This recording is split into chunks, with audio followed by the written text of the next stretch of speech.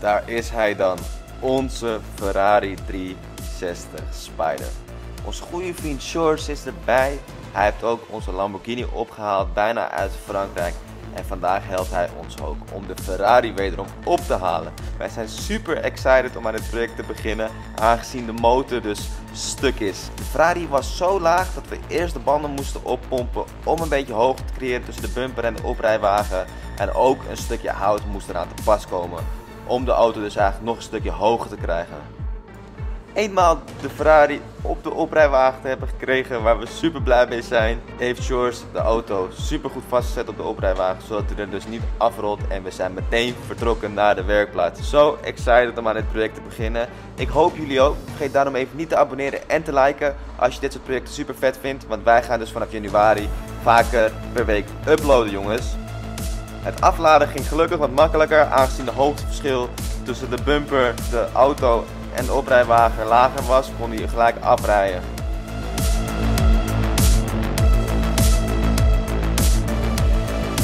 Alright jongens, we zijn er. Ik ben extreem trots op ons dat we weer een nieuw project in huis hebben gehaald. Het is niet zomaar een project, het is een Ferrari.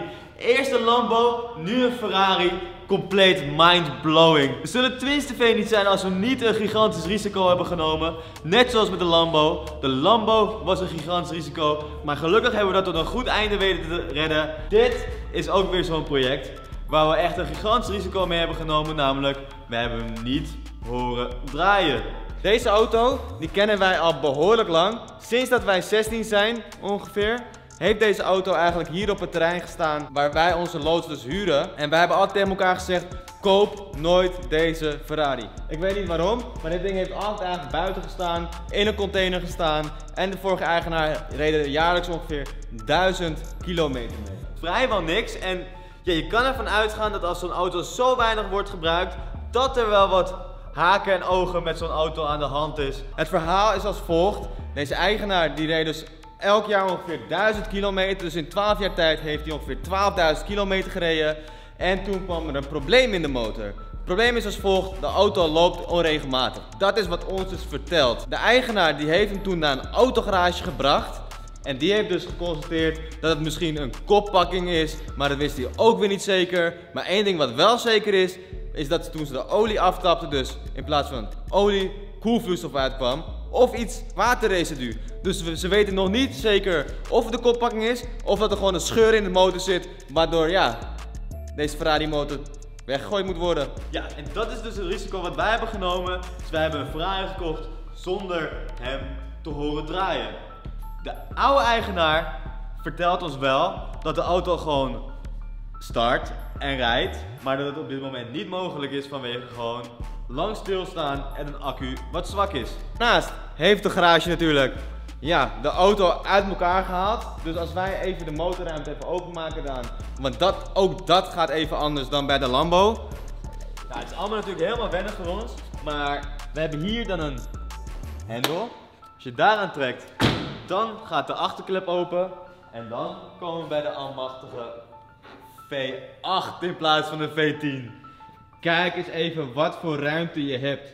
Dit zijn wij dus zo niet gewend, want de V10 die vult de motorruimte compleet. Het erin en eruit takelen van de motor was gewoon een hel. Echt een helse job. Ja. Een helse job. En misschien is het jullie ook al opgevallen, we missen hier een heel groot deel van ons uitlaatsysteem. Dit is natuurlijk geen open ruimte, maar hier heeft de werkplaats, of althans de garage die eraan heeft gesleuteld, heeft de uitlaat gedemonteerd. Ik weet niet waarom, want de koppakking zit daar en de uitlaat zit hier. Maar dat doet er niet toe, die hebben we er als het goed is bij. Dan komen we eigenlijk bij het volgende. Wat hebben we er eigenlijk bij gekregen? Nou, de vorige eigenaar die heeft ons eigenlijk verteld dat alles wat er bij die auto zit voor in de frunk ligt. Oftewel in de kofferbak, want die zit voorin bij de Ferrari. En ik ben ook eigenlijk benieuwd naar of het allemaal klopt, hè? Of we alles compleet hebben en of het erbij is. Zeker, ik ben helemaal hyped. Mijn dag kan niet meer stuk. Ik denk dat dit echt de content is waar jullie op hebben gewacht.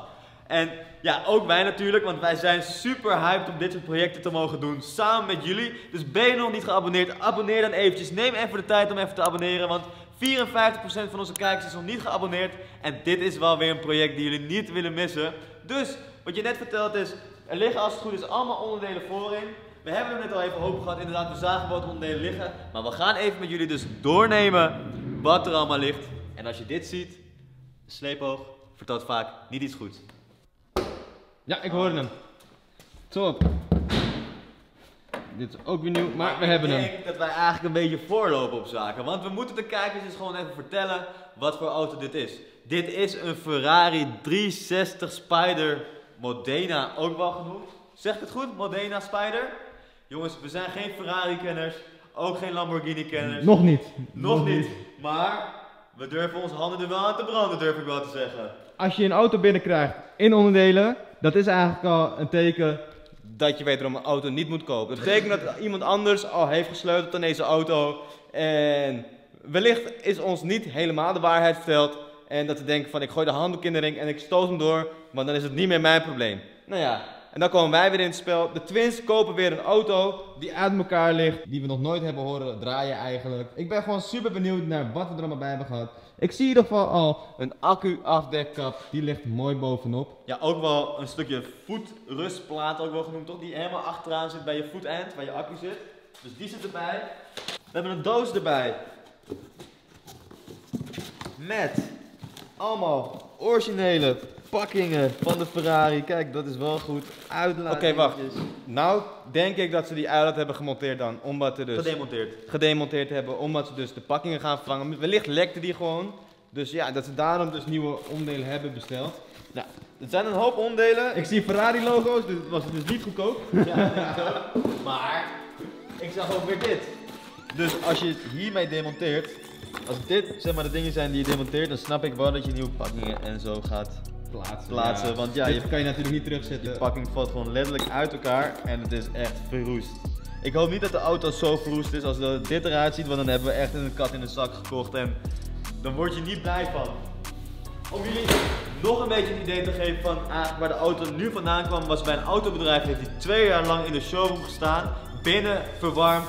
Dus dat is natuurlijk wel een voordeel, maar dat hij 2 jaar lang niet is opgepakt, krijg ik wel weer een beetje de kriebels van, want ja, dat zegt wel weer iets over de risico misschien. De risico, ja, de factor wat wij hebben genomen. En voor ons is natuurlijk alles content. Mogelijk is het snel op te lossen, kunnen we verder met iets nieuws. Of wordt het ook weer een jarenproject waar ik niet van uitga, maar je weet het maar nooit, want het is een Ferrari. En dan ja, zitten wij met de gebakken peren. En dat is wel iets waar ik tegenop kijk, maar wij zullen tenminste tevreden zijn als we de uitdaging aangaan. Yes!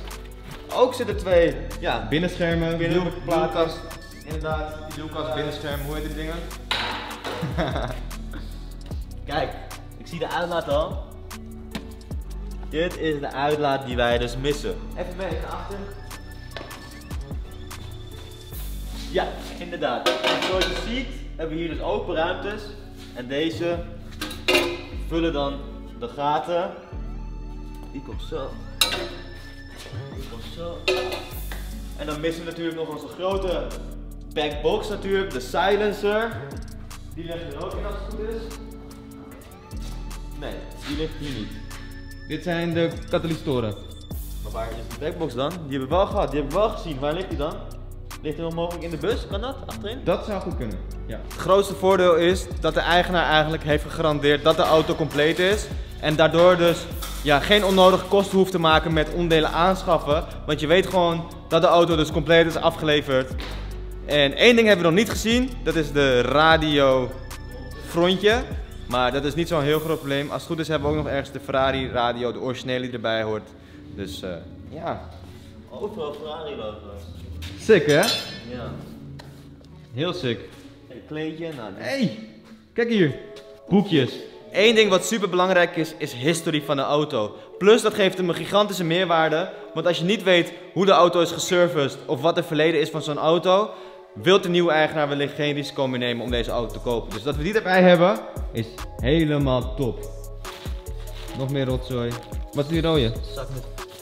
Ik denk dat dit Auto's. mogelijk een car cover is of zo. Wel Ferrari. Ja. Nou, het is geen autohoes, daar is het te klein voor. Ik denk eerder iets voor op je stoel of zo. En ja, stoelhoezen. Sick. Oh ja, Ferrari logo kijk. erop. Stuurhoes, meen je niet. Ja, als dit geen liefhebber was, dan weet ik het ook niet hoor. Dit is heel sick. Om gewoon je auto maar weg te zetten in de winter met stoelhoezen en stuurhoezen en... Sick hoor jongens. Zie je Twins TV al gaan als Ferrari-liefhebbers? Dit hebben we nog nooit met onze Lambo gedaan, hè? Zo helemaal afgedekt. Zullen we even checken of het dak werkt? Ja, ik ben ontzettend benieuwd of het werkt, want ja. Wat heb je nou aan de Spider als het dak niet werkt? Precies. Zullen we aan deze eens dicht doen? Ja. Doen we wel helemaal dicht, ja. Zoals jullie zien hangt de bumper nog helemaal los. Dit omdat natuurlijk de uitlaat is gedemonteerd en daar moet natuurlijk de bumper voor los. De remschijven die zijn gigantisch verroest omdat die echt heel lang heeft stilgestaan. De remblokken zijn gewoon versleten. De remschijven zijn daarentegen nog wel een soort van oké. De banden die zijn echt gigantisch uitgedroogd. En ja, ze staan wel in de tire shine, omdat het natuurlijk in de showroom heeft gestaan, die auto. Ja, ga je geen topsnelheid meer rijden op de autobaan, hè, jongens, met deze banden. Dus dat moet echt veranderd worden. Deze heeft daarentegen wel veel stoetbrandschade. En natuurlijk weer die remschijven die helemaal verroest zijn. Hij heeft 2 jaar lang geen APK gehad, dus ja, dat zegt ook wel iets over hoe lang de auto stilstaat al. En als het probleem dusdanig klein was geweest, had denk ik de eigenaar ook gewoon de auto gefixt. Dat is tenminste, hè, met logische mindset, zou je die auto gewoon fixen als het gewoon iets heel kleins is geweest. Ja, als de kostenpost dus gewoon te hoog wordt, kiest soms gewoon men om de auto te verkopen en dan komen er weer 2 knullen die zeggen ja, wij gaan het gewoon proberen te redden. Kosten wat het kost, het risico maar gewoon nemen. En wij zeggen geen nee, want zoals jullie weten die Lambo die was echt gigantisch verbrand. En dat heeft ons 2 jaar geduurd om de auto te krijgen zoals wij hem hebben gekregen. Maar goed, nieuw project, nieuwe kansen. En zeker weer een uitdaging die we niet uit de weg gaan. Ja, de auto heeft niet echt veel schades. Daarentegen heeft hij op sommige plekjes kleine deukjes. Die er denk ik wel uitgehaald kunnen worden. Want lak is dus niet beschadigd. Die kan er wel van binnenuit uitgedeukt worden door een professional. Dat zijn wij dus niet. Wij zijn nog steeds amateurs die denken dat ze weten wat ze doen. Maar jullie in de comments weten natuurlijk vaak wel beter dan wij weten. Dus laat vooral even in de comments weten wat je hiervan denkt. Of dit de content is wat je leuk vindt. En ja, is dit iets wat jullie überhaupt willen zien? Een motorrevisie? Of laat even weten wat je denkt dat het is. Want het probleem zit hem namelijk in het onregelmatig stationair draaien. En natuurlijk vocht bij de olie. Dus laat even weten in de comments wat jullie ervan denken. Wat we moeten doen als volgende stap. Want we willen natuurlijk niet de motor stuk maken als het nog niet stuk is. En als hij stuk is, ja, dan kan het niet nog meer stuk. Dus ja. Zullen we het dak maar even bedienen? Ik ben benieuwd of het dak werkt. We hebben hem al aan de druppelader gehad, want die auto heeft dus 2 jaar lang stilgestaan. En de garage waar we hem hebben opgehaald, die heeft hem de avond ervoor nog eventjes aan de druppelader gezet voor ons. Wat super nice is. Maar ik ben echt zo benieuwd of het dak werkt. Ik zie wel rimpels erin, maar ik denk dat het gewoon met verloop van tijd wel weer recht trekt of zo. Het wordt trouwens de eerste keer dat we überhaupt een dak bedienen van een Ferrari. Dus hoe dat werkt... Contact aanzetten. Mag de camera van je?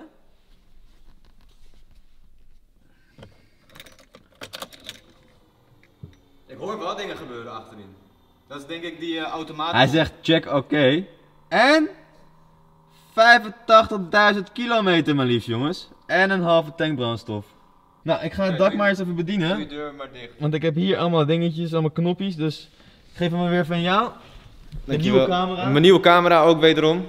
Nieuw project, nieuwe camera. Ja, vertel even over je camera. Welke camera heb je gekocht? Ik heb een nieuwe Alpha A7 Mark III of zo, weet ik veel. Sony. Sick ding. Met een zieke fisheye. Maar ik ben gewoon benieuwd, werkt het dak? Ja, daar gaan we. In 3, 2, 1. Wat betekent dit? Dat er iets niet goed gaat? Andere kant op?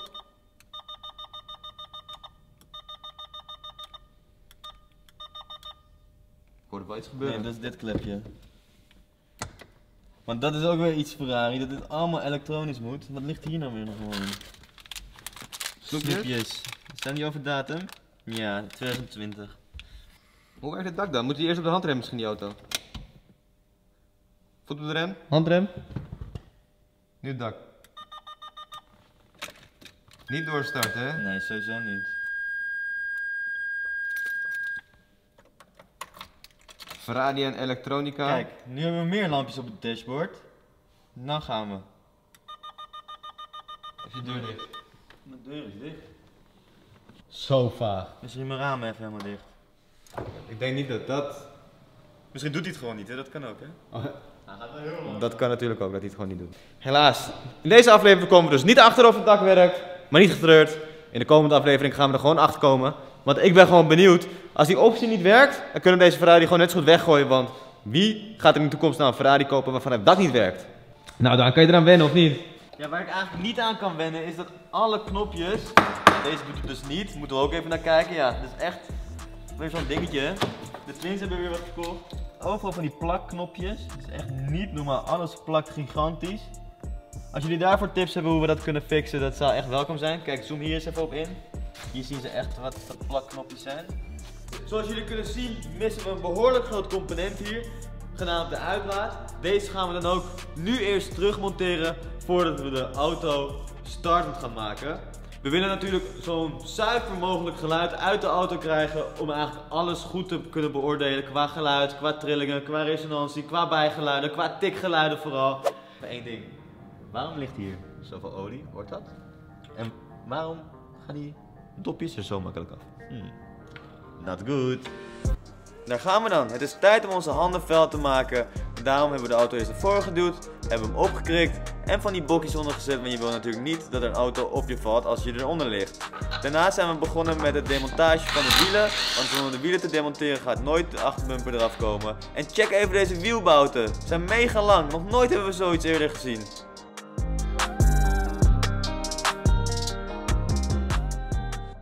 Maar ik kan wel wat detailing gebruiken, zeg. Remblokjes zijn aan vernieuwing toe. Eigenlijk remschijven ook, hè. Maar dat is niet het belangrijkste, jongens. We moeten eerst kijken of de motor in goede staat is. Ik ga vanuit van niet. Het wordt een hele journey. Let's go. Om de originele Ferrari uitlaat terug te kunnen monteren moet eerst de achterbumper gedemonteerd worden. In ons geval zit dit vast met 2 moertjes en wordt ons werk vereenvoudigd. Hier ben ik op zoek naar 2 lambda-zondes. Deze zaten niet in de katalysatoren, maar gelukkig waren ze wel aanwezig en waren ze gewoon weggetarret onder het luchtfilterhuis. Hier ben ik bezig geweest om alle pakkingen, boutjes en moertjes erbij te zoeken voor ons uitlaatsysteem. Deze waren ook besteld door het vorige bedrijf en is ons werk natuurlijk vereenvoudigd, omdat we niet met verroeste onderdelen aan de slag hoeven te gaan. Toen ik eenmaal zag hoe de katalysatoren op een plek moesten, kwam mijn broertje mij assisteren om de uitlaat te monteren en het ging vrij eenvoudig. Daarna waren de lambda-zondes aan de beurt en toen deze eenmaal vast zaten, konden we verder met de einddemper. Toen de einddemper er eenmaal in hing, was het eigenlijk een kwestie van alles vastschroeven. Een mega grote steun die eigenlijk die einddemper vasthoudt, die zullen jullie zo meteen ook wel zien. Dat is deze. Deze hadden we eenmaal op de plek en werd alles vastgeschroefd. Best wel veel roest kwam er vanaf en corrosie en zo zoals je ziet. En daarna waren de sierstukken aan de beurt. Op de sierstukken zie je aan de bovenzijde een vacuümklepsysteem. Deze klepsysteem die zat vastgeroest zowel links als rechts. Heb ik eerst helemaal gangbaar moeten maken, want je wil gewoon een werkend uitlaatsysteem. Het is nu tijd om verse brandstof te halen en een nieuwe accu voor de Ferrari. Want dat zijn wel 2 essentiële dingen om de Ferrari dus straks te kunnen starten. En dat is wat we nu gaan doen. Let's go! We zijn gelijk in de auto gestapt om naar onze favoriete partshop te rijden. En daar hebben ze ons eigenlijk gewoon een huismerk accu aangesmeerd voor een hele goede deal. En ook heb ik een nieuwe lekbak gekocht, want hier kan gelijk 15 liter olie in. En hoeven we niet met verschillende lekbakken aan de slag te gaan. Uiteraard tanken wij in al onze benzinevoertuigen 98.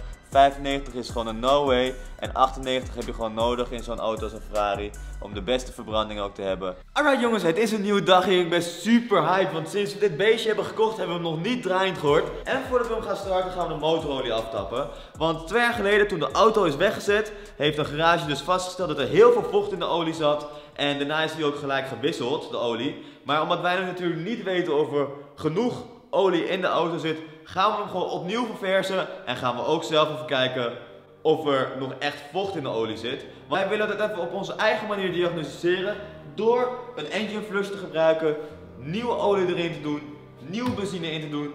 Dus wat we nu gaan doen is motorolie aftappen en ik ben ontzettend benieuwd wat voor olie eruit komt, of er eerst vocht uitkomt en dan de olie, of dat het gewoon een soort van sludgy is, of natuurlijk of het gewoon helemaal schoon is, want dat kan natuurlijk ook. Dus we gaan hem nu aftappen, let's go! En daar schuif ik dan onze nieuwe lekbak onder de Ferrari. Eerst ging ik kijken welke inbus ik nodig had. Het is een inbus 10 en een inbus 12. En hier ben ik aan het struggelen om de eerste aftapbout eigenlijk los te krijgen. Deze zat behoorlijk vast. En daarna, toen ik deze eenmaal los had, kwam er eigenlijk allemaal chocomelk uit. Terwijl Daniel dus de eerste aftapplug open heeft gedraaid, die eigenlijk volgens Daan nog nooit is open geweest. Althans, zeker niet 2 jaar geleden bij de vorige garage en de auto is eigenlijk weggezet. Nou, deze is daarentegen wel open geweest, want deze is echt super schoon. En ik zie een nieuw koper ringetje. Want hier staat echt bij Motori Olio. En bij die andere staat Scarico. Olio, ja. Zo leren wij ook nog Italiaans. Terwijl Scarico Olio betekent eigenlijk olieplug of oil drain. Aftapplug. Hoe gaat deze los dan? En deze ging er echt heel soepel los. Zo ziet het eruit. Echt een beetje sludgy gewoon. Dit heb ik wel eens gezien eerder in auto's. Als je de oliedop eraf draait, dan is het een soort van ja, mosterd. Mosterd inderdaad, op de oliedop. Ja, deze heeft dan natuurlijk niet zo'n oliedop, maar ik denk dat we er goed aan doen als we de motor even flushen met een speciale engine flush. Ja, deze dus. Dus je gooit deze straks erin als de auto dus aan is geweest. Hij is op bedrijfstemperatuur. Gooi je deze erbij en dan tap je hem eigenlijk als het ware af. En dan heeft dit als het goed is al die viezigheid uit die motor gehaald. We gaan nu even de kartenplugjes terugdraaien. Als natuurlijk alle olie is uitgedrupt, dan gaan we hem afvullen met schone olie. En even de benzinetank leeghalen als dat ons lukt. En anders gewoon verse brandstof erbij gooien. En dan opstarten. En kijken of hij aan wilt. En of hij goed op temperatuur blijft. Dus ja, ik ben benieuwd hoe dit doorgaat. Het is dan tijd om onze nieuwe accu te gaan monteren. Eerst moet natuurlijk de oude eruit. En omdat we dit nog nooit bij een Ferrari hebben gedaan, ging ik eerst even weer goed kijken hoe dit moet. Want je moet natuurlijk niks stuk maken aan een Ferrari. Toen eenmaal de accu eruit was, legde ik hem naast de andere neer. Even om te vergelijken of ze ongeveer hetzelfde formaat hadden. En dat zijn, zoals je ziet, kon hij eindelijk ook weer teruggemonteerd worden. En kunnen we weer verder met de Ferrari. Nu de accu gemonteerd zit, ben ik ontzettend benieuwd of het dak nu werkt. Want nogmaals, deze hebben we niet werkend gezien. Alles is ons verteld dat het werkt, dus we gaan gewoon kijken of hij nou open gaat. Kijk, hij doet het gewoon. Dit is sick. Dus het had gewoon allemaal met accuspanning te maken. Sick. En zo heb je opeens een Spider, jongens. Wat? Wauw. Een hele andere auto. Ja? Ja man, dit moet je echt zien van buiten dan. Ik denk dat we hem ook gewoon open laten, toch? Ja, waarom niet? Waarom niet? Heel sick. Kijk hoe ziek dat kontje er nu opeens uitziet. Dat dit allemaal door een accu kan gebeuren. Die andere accu hebben we gewoon gemeten. Was 13,6 volt. Je zou gewoon zeggen van genoeg voltage. Maar ik denk gewoon elke keer als je hem bekrachtigt, dat is piek. Dat is zo erg dipt eigenlijk die accu. Dat hij ja, een storing gaf. Maar Ferrari staan gewoon bekend om accu-issues. Ik duik nog eventjes onder de auto om even te kijken of de aftapplug vast zit. Want het zou super zonde zijn als je er bovenin giet en beneden weer uitloopt. Check even ons interieur, het is toch echt een plaatje. Het is dan tijd om de wielen weer terug te monteren onder de auto. En dan kunnen we hem weer laten zakken, want zo kan je alleen de juiste oliepeil meten. Uiteraard wil je de auto niet overvullen. Dus we beginnen met 8,5 liter olie in te doen. Dan start je hem, laat je hem warm draaien en als het dan nog nodig is, vul je hem af. Alright, we hebben zojuist de motorolie afgevuld met 8,5 liter. Vanaf nu kunnen we de auto starten. Als je op bedrijfstemperatuur is, gaan we bijvullen. Je wilt het natuurlijk nooit te afvullen, want het is gewoon niet goed voor de motor. Ik schrik daarentegen wel van de hoeveelheid wat eruit is gekomen. En vaak zijn jullie ook wel de kenners in de comments. Dus laat even weten wat je van die kleur vindt. En wat eigenlijk onze volgende stappen moeten zijn. Ik vind het best wel, ja, voor een tweede wissel. Ik weet niet. Op een hele korte tijd. Op een hele korte tijd. Ja, hij heeft het eigenlijk bijna niet gedraaid. Hij heeft alleen wat stationair gedraaid bij hun in de werkplaats. En nu halen we het er weer uit. Ik ben gewoon benieuwd wat de olie gaat zijn als wij hem straks er weer uit gaan halen. We gaan nu in ieder geval even de olie teruggieten in de oude oliekan. En dan weet ik in ieder geval de hoeveelheid. Kijk, als er dan meer dan 10 liter uitkomt, kan het al duiden op ja, een inwendige lekkage. Of de garage hiervoor heeft gewoon verkeerd afgevuld. We zijn maar gelijk begonnen om de oude afgewerkte olie weer in de oliekannen terug te doen. Om maar de hoeveelheid te kunnen meten wat er uit de auto is gekomen. Jullie kunnen wel voorstellen dat we behoorlijk trek hebben gekregen in chocomelk. Ook ben ik hier bezig in de motorruimte om alle bobinestekkers van de bobines af te trekken. Want we gaan zo meteen de auto te starten zonder dat die aan moet gaan. Het is dan nu ook tijd om de benzine bij te vullen. Normaliter zit je tank dus vast aan de auto met een koordje. Bij ons is dit helaas afgebroken. Daarentegen is er wel over nagedacht dat je je tank ook kwijt kan in de tankklep. Bij de Lamborghini kon het dus niet. En raakt hij eigenlijk ten alle tijde je je tankklep kwijt als je hem gewoon ergens anders neerzette. We zijn nu bezig met het bijvullen van een nieuwe benzine voor een betere verbranding. Alright jongens, ik denk dat het moment is aangebroken waar wij met z'n allen op hebben gewacht. We gaan nu als eerst, zoals ik net vertelde, de auto nog niet aan laten slaan. We gaan alleen oliedruk opbouwen. Ook heb ik even de koelvloeistofpeil gecheckt, helemaal in orde. We gaan hem nu even rond laten gaan. Is ook uniek, dat hebben we ook nog niet gehoord. De welbekende Ferrari startblokkering. Dat zegt de tank. Inderdaad, een halve tank geeft hij aan. En dat is dus de meter van de oliedruk. Cabrio-dak. Wat geeft hij aan met cabrio-dak? Dat die open staat. De achterklep zit open, zegt hij. Okay. Krijgen we oliedruk? Nog niet hè? Ja, jawel, een beetje. Even stoppen. We hebben een beetje oliedruk. Ja, het klinkt wel ook alsof hij goede compressie heeft. Ja, klinkt vast. Steady. Nog een keer? Ja, nu gaat hij duidelijk omhoog. Kijk. Dus. Ziet er goed uit. Ik ga het nog 1 keer doen.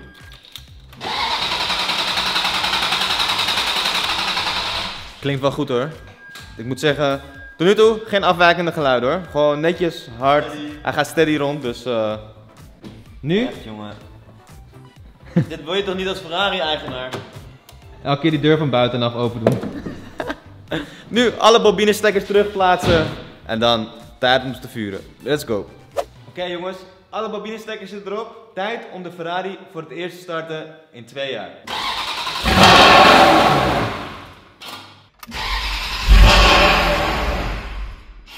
Hij deed het! Yay! Maar heb jij hem uitgezet? Nee. Ging zelf uit? Ja, maar ik heb ook geen gas erop gehouden. Oké, nou nog een keer. Hij ging wel vanzelf uit.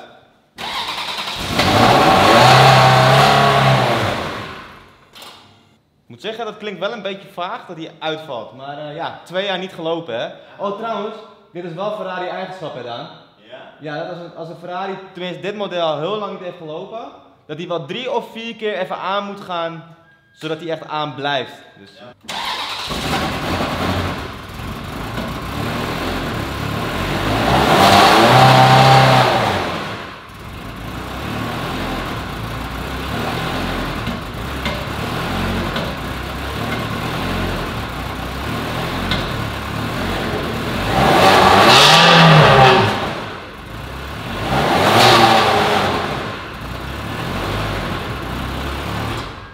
Oh yo, dit ding klinkt lijp. En doe je iets of niet? Ja, ik geef een klein dotje gas, maar ik krijg ook flitsende motormanagement lampje en hij draait niet op alle cilinders denk ik. Het ruikt wel naar brandstof heel erg. Maar ik zie geen lekkages Daan. Nee, ik zou hem even laten draaien gewoon. Ja? Zonder dat je gas geeft of zo.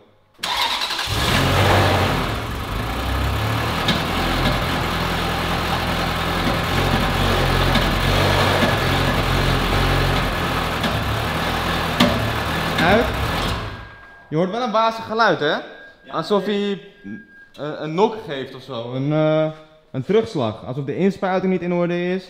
Of dat er een bougie niet lekker meedraait. Weet je wel, dat hij niet meefonkt. Ja, het ruikt wel naar benzine. Dus hij ontbrandt niet alles of zo optimaal. Ik weet het niet. Wat mij nu eigenlijk gelijk opvalt, dus ik ben aan de uitlaten gaan voelen. Ik merk dat rechts echt gewoon goed warm is. En links kan ik gewoon vasthouden. Dat betekent dat hij op de linkerzijde, cilinder 5 tot en met 8, dus niet, één van die gewoon niet goed doen. Nou, we zijn er dus wel achter dat hij start. Dat is een goed teken. En we weten nou ook dat de linkerkant niet helemaal goed mee functioneert. Dus dat is iets wat we in de volgende aflevering gaan onderzoeken. Waar het vandaan komt. Ik weet dat ze nieuwe bougies hebben geplaatst. Het kan mogelijk zo zijn dat eentje stuk is. We kunnen ook eventueel even compressie meten. We kunnen nog best wel veel onderzoek doen. Maar dat is helaas niet in deze aflevering. We laten dit allemaal tot onszelf bezinken. Laat even in de comments weten wat je vindt van onze chocomelk. Hoe dat uit de motor is gekomen. Is het schrikbarend? Denk jij, dit kan gewoon door lang stilstaan zijn en het moet even goed geflushed worden? Dus laat het even weten. En laat even weten wat je denkt dat er met onze Ferrari aan de hand is. Want we hebben heel veel kenners in de comments. Doe een duimpje omhoog als je vindt dat dit een mega dik project is. Ik ben helemaal hyped dat überhaupt die Ferrari aan is gegaan. Het dak is open geweest, dus dat is super nice. Dus we hebben gewoon de Ferrari in de werkplaats. Hoe dik is dat? Stay tuned, want er komt ook weer een nieuw project aan. Een volgend project. Daar ga ik nog niet te veel over vertellen. Maar dat is ook zo ziek jongens. Ciao! I've been on go since a kid. Now I got house full of kids. Where I keep winning, you're sick. Keep making that money flip. Way up. Pick it up, pick it up, pick it up, pick it up. That went way up. Bend that mouse to feed. I pray that check flow stay up. All of my bros, they been my bros. I'm talking day one. I'm talking day one. Ongeveer een maand geleden kochten wij deze Ferrari 360 Spider met een kapotte motor. Dat is tenminste wat de garage ons verteld heeft. Eén ding weten we wel, dat de garage de motorolie heeft afgetapt, die hiervoor aan de auto heeft gesleuteld en er kwam dus eerst water uit en dan pas olie.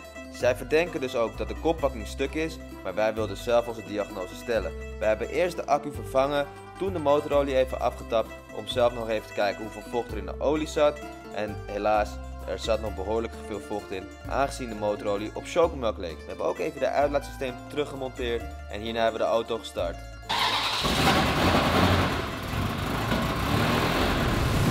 Welkom terug bij aflevering 3 van ons Ferrari Reboot project. We gaan in deze aflevering onderzoek doen naar waar ons probleem vandaan komt van het onregelmatig stationair draaien. We gaan daarom ook de bougies eruit draaien. Gaan we de kleur van de bougies bekijken. We gaan ook even met de camera in de cilinders kijken. We gaan gewoon onderzoek doen. Want we weten dat de linkerbank dus niet goed loopt. Dat hebben we gevoeld aan de uitlaten. De rechter uitlaat was best wel warm, links niet. Dus we gaan nu ook de bougies eruit draaien. Gaan jullie met me mee? Let's go!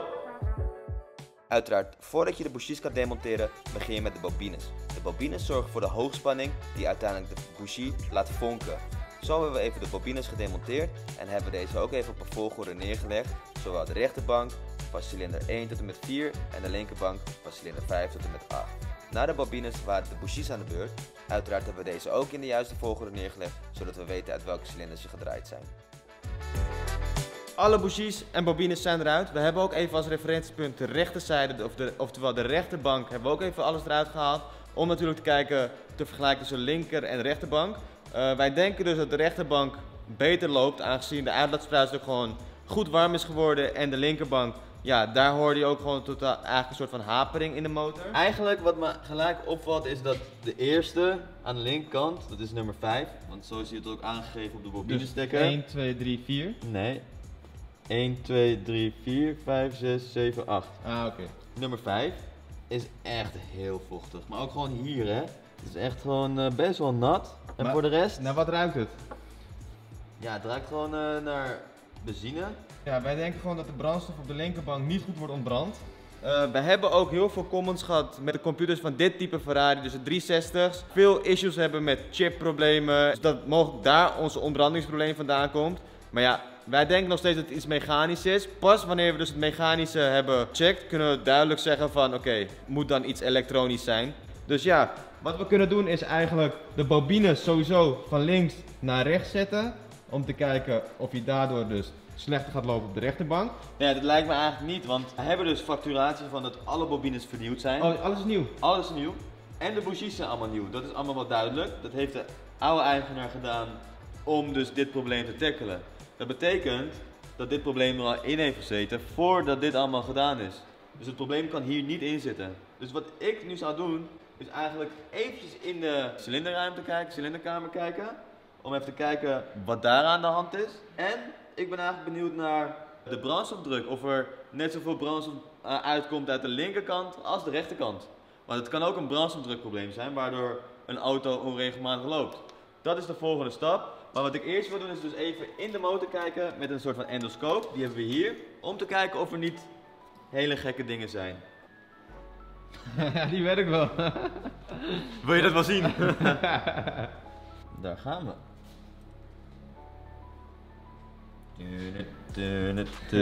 Ja, een beetje olie. Dat zagen we ook op de bougie, hè? In het schroefdraad.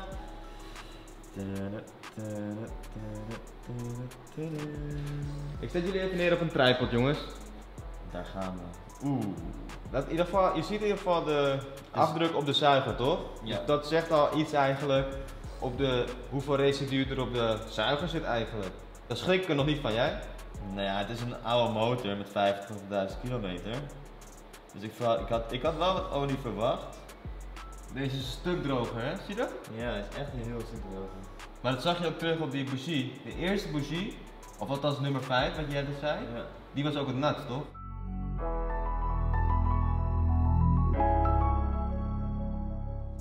Nou, ik vind het bijzonder, want ik heb 1 droge zuiger gezien. Dat is zuiger nummer 7.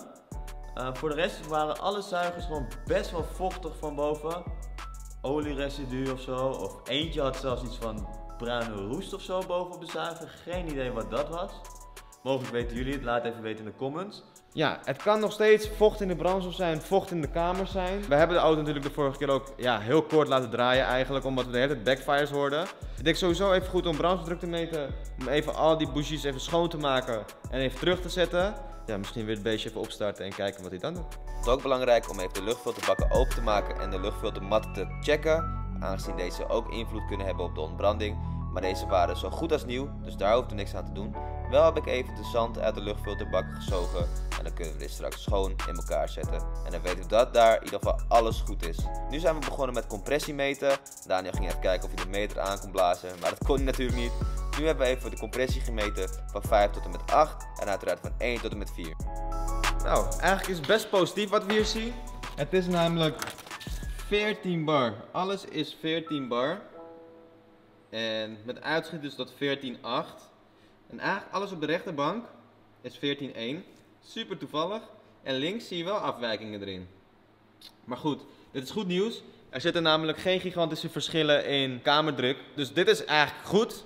Ik vraag me ook gewoon af, hè, een koppakkingprobleem. Kan je daardoor ook compressieverlies hebben? Dat lijkt me wel toch, als er een soort van sluipweg is uit de cilinderverbrandingskamer, dan heb je drukverlies toch?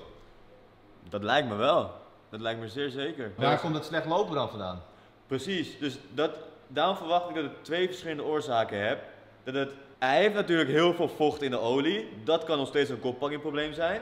Maar het kan ook zo zijn dat hij slecht loopt door een brandstofdrukprobleem, een verstopte injector. Dus we zijn nog steeds aan het onderzoeken waar het vandaan kan komen. En door dit soort onderzoeken allemaal te doen, komen we natuurlijk wel steeds meer achter wat het niet is. En straks hopelijk wel weer dat het wel is. Mogelijk is het gewoon een kapotte brandstofpomp die niet genoeg druk levert. Of een vervuilde injector. Dus wat we nu gaan doen is, nu we dit weten hoeveel compressie de motor heeft, geen gekke afwijking heeft, gaan we de bougies even schoonmaken. Allemaal terugdraaien, bobines terug. En dan gaan we een brandstofdruktest doen. En deze kun je straks heel makkelijk monteren, want we hebben een nippel erop. Maar hier komen we straks bij.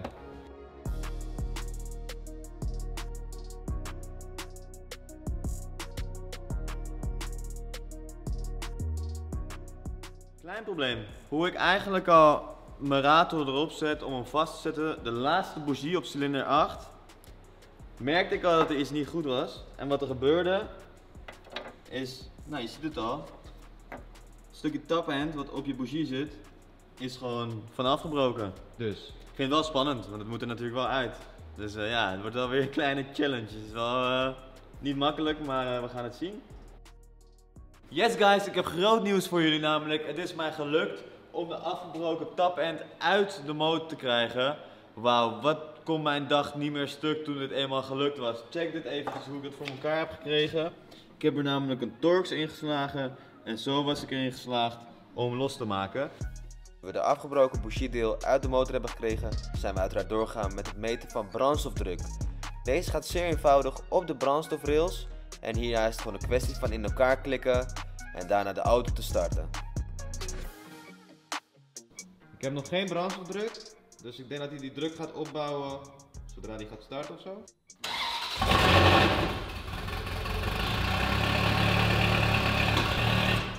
Oké, hij is wel iets opgelopen denk ik hoor, die brandstofdruk. 3,5 is hij opgelopen.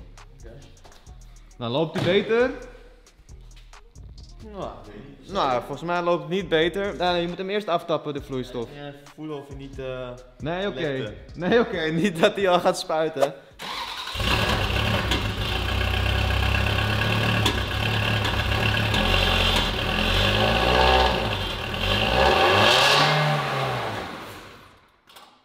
,6 bar zie ik. Dus dat wijkt niet af ten opzichte van links. Dus ik denk dat die brandstofpompen gewoon goed zijn. Ja, dan zijn de brandstofpompen inderdaad goed als ze zowel links als rechts gelijk zijn.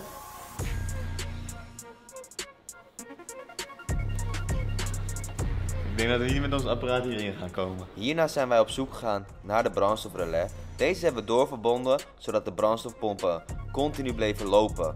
Hierdoor konden we de brandstoftanken leegpompen door de eigen brandstofpomp te gebruiken. Alleen dit duurde gewoon behoorlijk lang, dus we waren op zoek gegaan naar een oplossing. Gelukkig had de garage naast ons de oplossing. Hij had namelijk een 12 volt pomp die je rechtstreeks op een accu zet en daarmee een zeer eenvoudig tank kon leegpompen. Er kwam eerst ongeveer 20 liter uit nadat de pomp stopte. En toen dachten we, hey, we moeten even de auto opkrikken, aangezien de Ferrari dus 2 losse brandstoftanken heeft. Nu kon de rechter tank leeglopen in de linkertank, waardoor we de resterende brandstof konden aftappen. We hebben 25 liter bijgevuld en ook hebben we natuurlijk een injector cleaner bijgegooid. Maar deze werkt pas echt als je eenmaal rijdt met de auto en kilometers maakt. Jongens, ik heb ontzettend uitgekeken naar dit moment. We zijn ondertussen helemaal high van de brandstoflucht, van de nieuwe brandstoflucht, maar die oude, dat zag er niet uit. Check even, dit is onze nieuwe kleur qua brandstof, hè. Jullie kunnen die andere nog even terugzien, vul even die beelden in. We gaan de auto starten. Even een paar keer contact aan, denk ik, dat die brandstofpomp even alles doorgooit, want hij gaat niet gelijk aan, verwacht ik. Maar wie weet hebben we een goed draaiende motor. Ik hoop het gewoon. Duim voor ons alvast. En laat in de comments weten als jij dit ook denkt, dat dit hiermee opgelost is. En zo niet, dan moeten we gewoon verder onderzoek doen.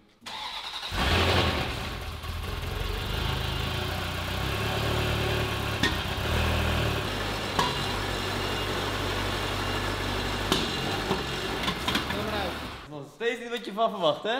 Nee. En mijn gasreactie is ook helemaal niks. Als ik gas geef, dan reageert hij er bijna niet op. Dan pakt hij het gewoon niet op. Zo. Maar het lijkt wel alsof je die brandstof gewoon eruit gitst uit die link. Poh, moet je ruiken dan. Ja. Oh, dit is niet normaal hoor. Oh. Dan dacht je dat je net alle brandstofdampen hebt gehad, maar dit is eigenlijk nog een stukje keer 10 zeg maar. Oh. Gewoon brandende ogen gewoon. Ja, links is gewoon helemaal niet. Links draait gewoon helemaal niet mee. Nee. Erg hè? Even 5 minuten pauze jongens. Oh. Na 5 minuten pauze zijn wij begonnen met de motorbeplating rondom de motor los te schroeven. Wij denken dus ook dat hier misschien iets van corrosie in een bepaalde stekker zit, aangezien de auto in alle weersomstandigheden buiten heeft gestaan.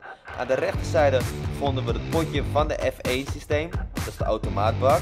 En uiteraard checken we even of er genoeg vloeistof in zit, maar in de toekomst gaan we dit ook verschonen, aangezien de auto heel lang geen onderhoud heeft gehad.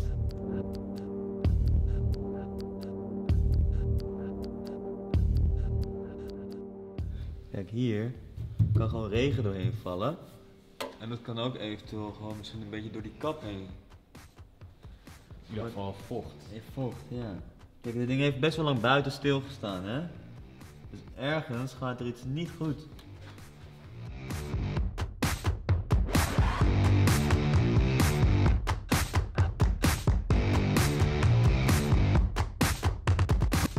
Hoe weten we nou welke stekker waarop komt? Want het zijn allebei de same.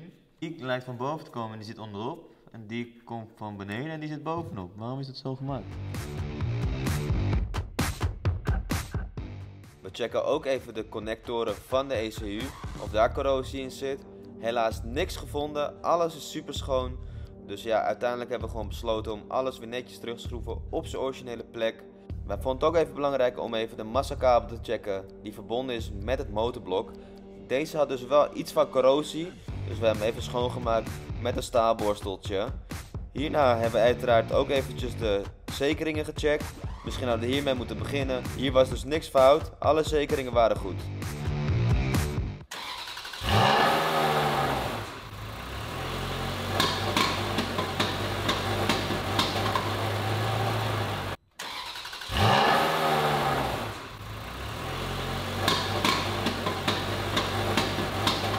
De motorstoringslampje is nu aangegaan en hij blijft aan.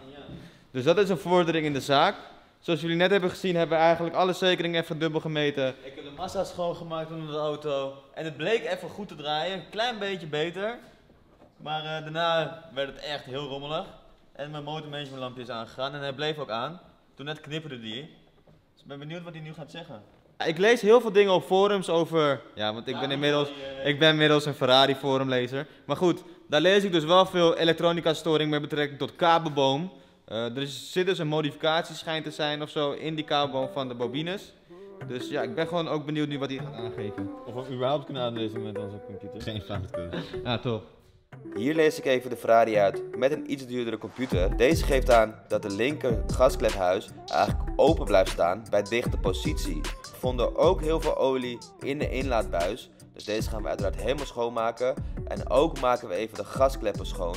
We beginnen eerst met de linkerkant, daarna de rechterkant en monteren we even de boel terug. En wat me eigenlijk al gelijk opviel, staat van de distributie. En zoals je ziet zijn ze al behoorlijk lang niet meer vervangen. We gaan dan ook de auto nu laten zakken. We gaan de stoelen demonteren. We gaan de binnenbeplating eruit halen. Okay, let's go.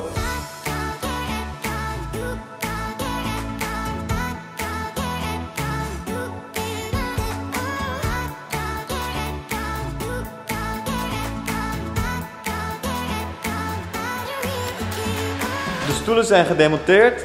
Helaas geen dure sieraden, Rolex, Breitling, dat soort dingen onder de stoel gevonden. Je weet het maar nooit hè met Ferrari-rijders. Ik heb heel veel troep gevonden, dus ik ga hem even uitzuigen. Fabriekstape laat ik toch even zitten. Let's go.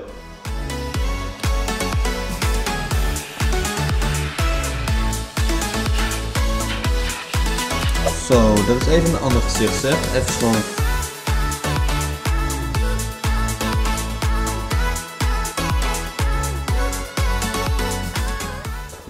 Oh, ik zie wel een aardig recent multiriempje die naar de dynamo gaat.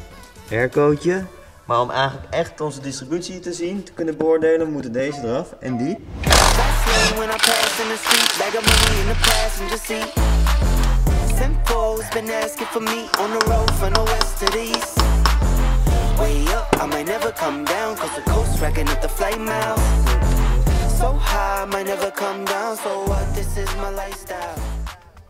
Ik had hem persoonlijk andersom gemonteerd, zo.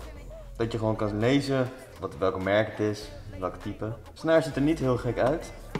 Wel een beetje roest, kleur. Deze zit daarentegen wel goed naar mijn idee. Dan nu, de moment suprême. We gaan kijken naar onze snaren. Oh. Wauw. Dat ziet er wel heftig uit als ik het zo zie. Moet nou ook nog een koelvloeisopleiding mee gaan halen? Ik hoop het niet.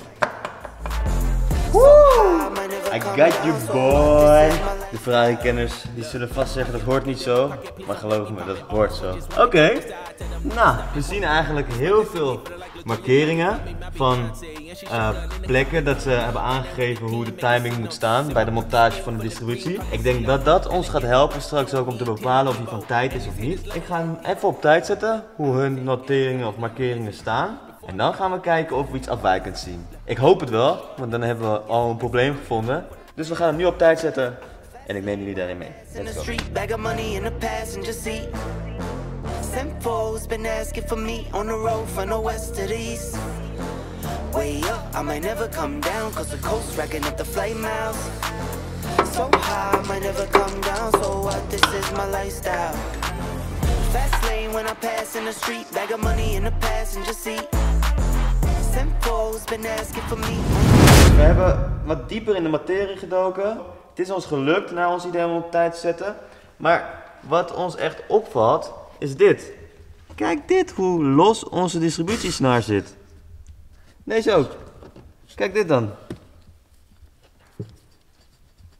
Het is toch niet normaal? Dit kan toch niet goed zijn? Gewoon hoeveel mazzel wij hebben gehad. Dit ding is aangeweest, hè. Dit ding heeft gewoon gedraaid. Wat ook ons heel erg opvalt, is je ziet deze boutjes die in die tandwiel zit van de distributie. Die zit helemaal niet meer op de juiste plek. Dus je ziet eigenlijk dat die versprongen is. Hij lijkt net alsof hij oorspronkelijk rechts heeft gezeten en nou naar het midden toe is gegaan.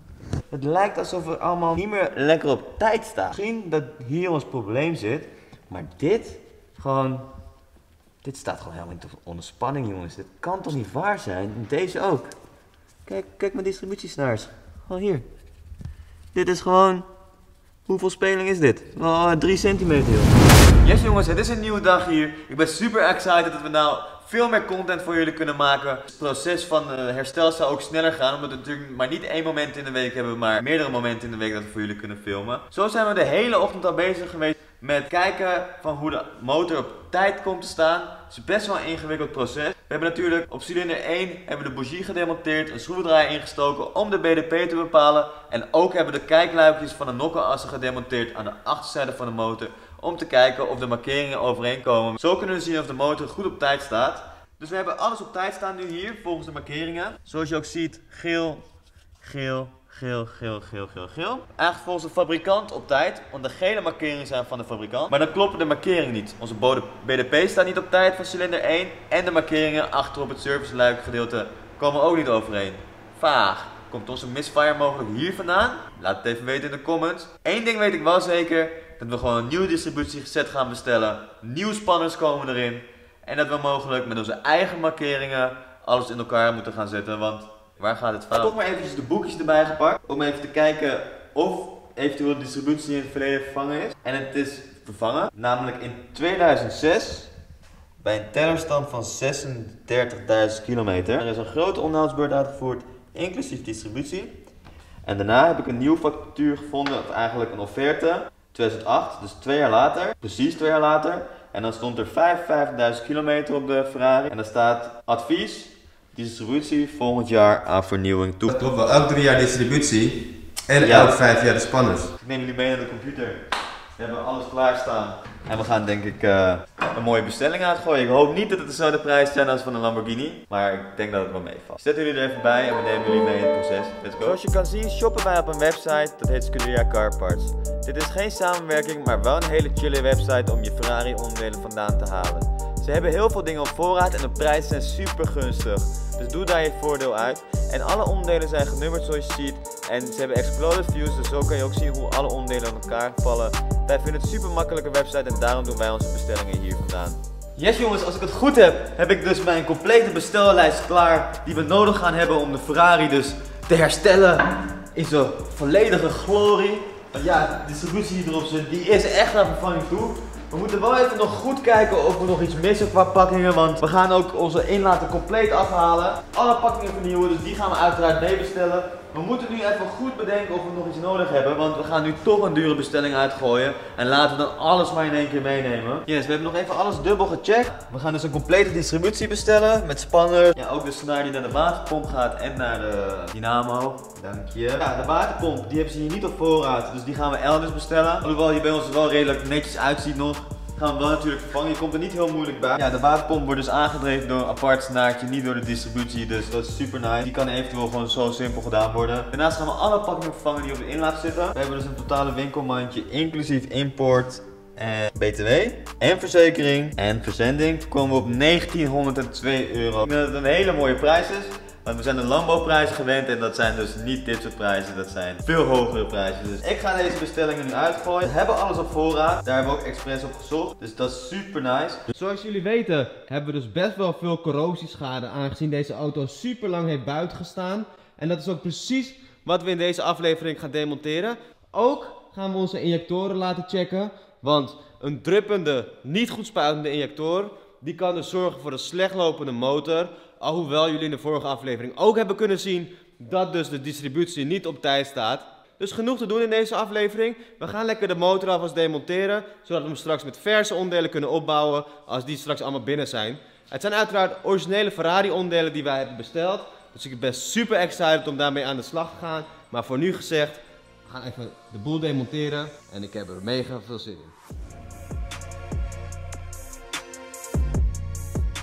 Zoals jullie kunnen zien hebben we aardig wat corrosie en ik begin hier even met het verwijderen van de sticker. Deze sticker konden we niet los bestellen online, dus ik probeer hem zo voorzichtig mogelijk eraf te krijgen, zodat ik hem straks eventueel kan terugplakken met een beetje lijmspray.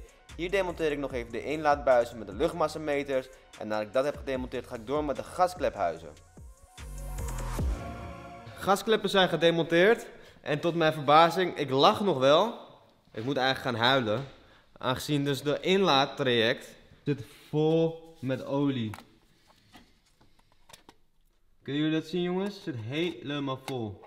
We krijgen zometeen daar beter inzicht in als dus het rode gedeelte eraf is van de inlaat, de bovenste deel. Ik weet wel hoe dit kan komen. Als je dus de Ferrari motor overvult, aangezien het dus een dry sump oliesysteem heeft, gaat hij dus die olie ophoesten op plekken waar het niet hoort te komen. Onder andere in de inlaat.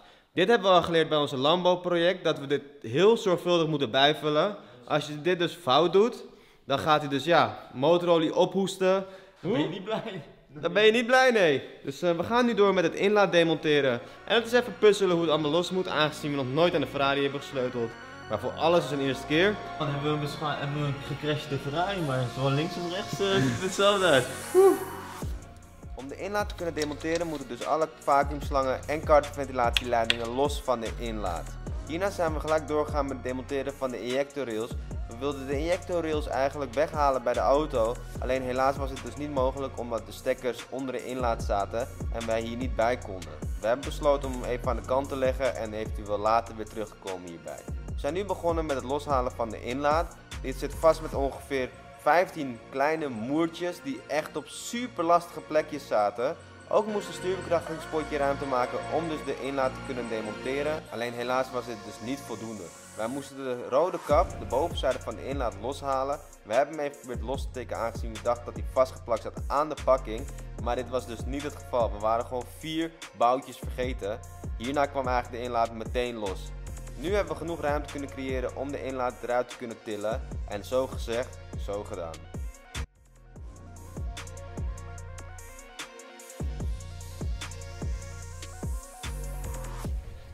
Jongens, jullie kunnen van me aannemen, dit was een gevecht van ongeveer 4 à 5 uur om die inlaat eraf te krijgen. Ongekend dit. Voor de mensen die dit al eerder hebben gedaan, die weten wat de moeite het is. Doe alsjeblieft een duimpje omhoog, we zijn helemaal kapot gegaan. Zoiets geks hebben we nog nooit meegemaakt hoe dit vast zit. Plus we hebben geen handleiding natuurlijk, die moeten we eigenlijk nog ergens vandaan toveren. Maar goed, we hebben nu eindelijk een beetje inzicht in hoe het er allemaal uitziet. En het was echt niet normaal om in elk bochtje te komen waar dus een moertje vast zat. Jongens, check even bijvoorbeeld die pakking op nummer 2. Helemaal vergaan. Oliesporen die hier erin gaan, hè? Kijk dit, dit is niet van nu. Dit is gewoon echt helemaal aangekoekt hier, kijk. Maar het is niet gek dat er oliesporen liggen, want jongens, check dit even. Daan, kun jij de kijkers misschien even laten zien hoeveel olie hierin ligt? Ja, dit is ongekend. Dat er gewoon letterlijk uitgieten. Zoveel ligt erin. Kijk dit. Het klotst gewoon. Ongelooflijk. Dit echt door het overvullen van die motor. Ik kan me niet voorstellen dat die motor stuk is aangezien we de compressie hebben gemeten. En de compressiemeting die duidt eigenlijk op dat de zuigers en dat soort dingen allemaal in orde zijn. Kijk, de olieschrapers zijn natuurlijk een verhaal apart.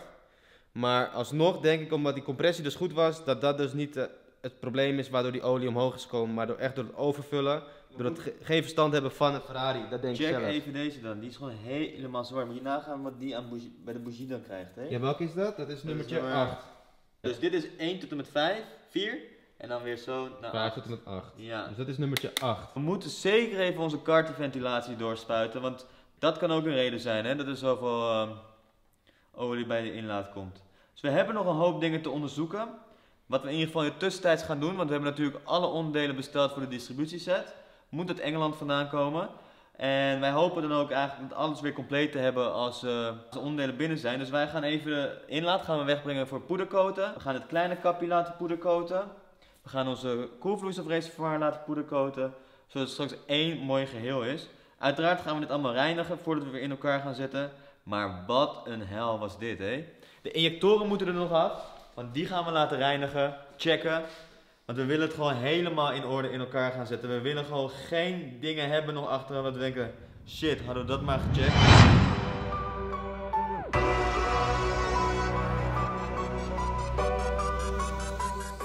De volgende ochtend ben ik gelijk aan de slag gegaan met het schoonmaken van de inlaat. Zoals jullie kunnen zien komt er echt behoorlijk veel olie uit en dit kan eigenlijk alleen maar komen door het overvullen van de motor. Ik ben aan de slag gegaan met heel veel remreiniger en met een kwastje om overal goed bij te komen. Zoals jullie kunnen zien is de bovenzijde al zo goed als schoon. Ik ben nu bezig met de onderzijde. Ook moest die groene pakking aangeloven, want deze pakking hebben we dus nieuw besteld. En straks als we de motor opbouwen is dus alles nieuw. Ik ben ook nog met een scotchbraadje even door die luchtkanalen heen gegaan om het een beetje op te polijsten. En hierdoor is straks de flow optimaal. Na een aantal uur poetswerk is dit het resultaat. Ik ben er zeer trots op. Hier demonteer ik nog even de vlinderklep. Deze haal ik eruit omdat ik dus dat niet meegepoedercoat wil hebben.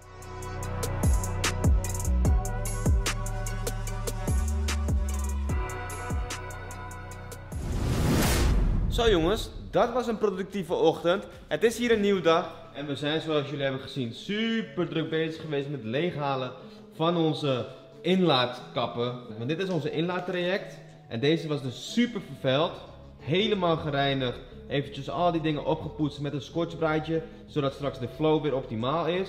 En wij gaan dus dit wegbrengen naar Vivelde banden. Deze mensen bij Vivelde, die doen dus poedercoaten van eigenlijk alles, niet alleen van velgenherstel, maar die hebben dus ook de Lamborghini frame rails gepoedercoat voor ons. En vandaag heb ik Victor gesproken en zeiden van tuurlijk, breng even je inlaatkappen langs. Deze gaan we uiteraard weer gewoon in het rood poedercoaten, dus dat is waar we straks naartoe gaan.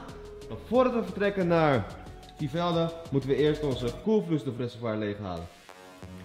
De leiding die dus langs de koelvloeistofexpansievat loopt, die moest ik er even afklikken, want deze moest ruimte maken zodat ik straks bij de moertje kan komen. Hier zuig ik even de koelvloeistof eruit met mijn oliespuit. Na 3 keer zuigen was die leeg en de koelvloeistof zag er super schoon uit. Dus wederom denk ik niet dat de koppakking stuk is. Hier maak ik even de 4 moertjes los, zodat het reservoir loskomt en daarna de 3 leidingen die hieraan vast zaten. Ik leg alles netjes in mijn mandje en ik ben gelijk vertrokken naar Vivelde banden.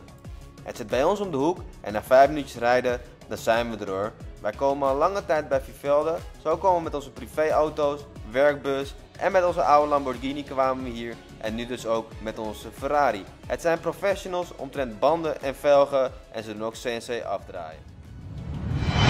We zijn terug in de werkplaats. Zoals jullie net zagen hebben we alle onderdelen afgegeven bij Vivelde. En die gasten zijn zo professioneel, ik hoef ze niks meer te vertellen. Ik hoef ze eigenlijk niet echt te vertellen dat die koelvloeistofreservoir afgeplakt moet worden bij het zandstralen. Dat wisten ze allemaal. Ongelooflijk. Maar goed, we gaan nu lekker door met het uitbouwen van de injectoren. Want de injectoren die zijn een essentieel onderdeel van de ontbranding van de motor. En als de ontbranding niet goed is, dan krijg je dus knallen uit de uitlaat.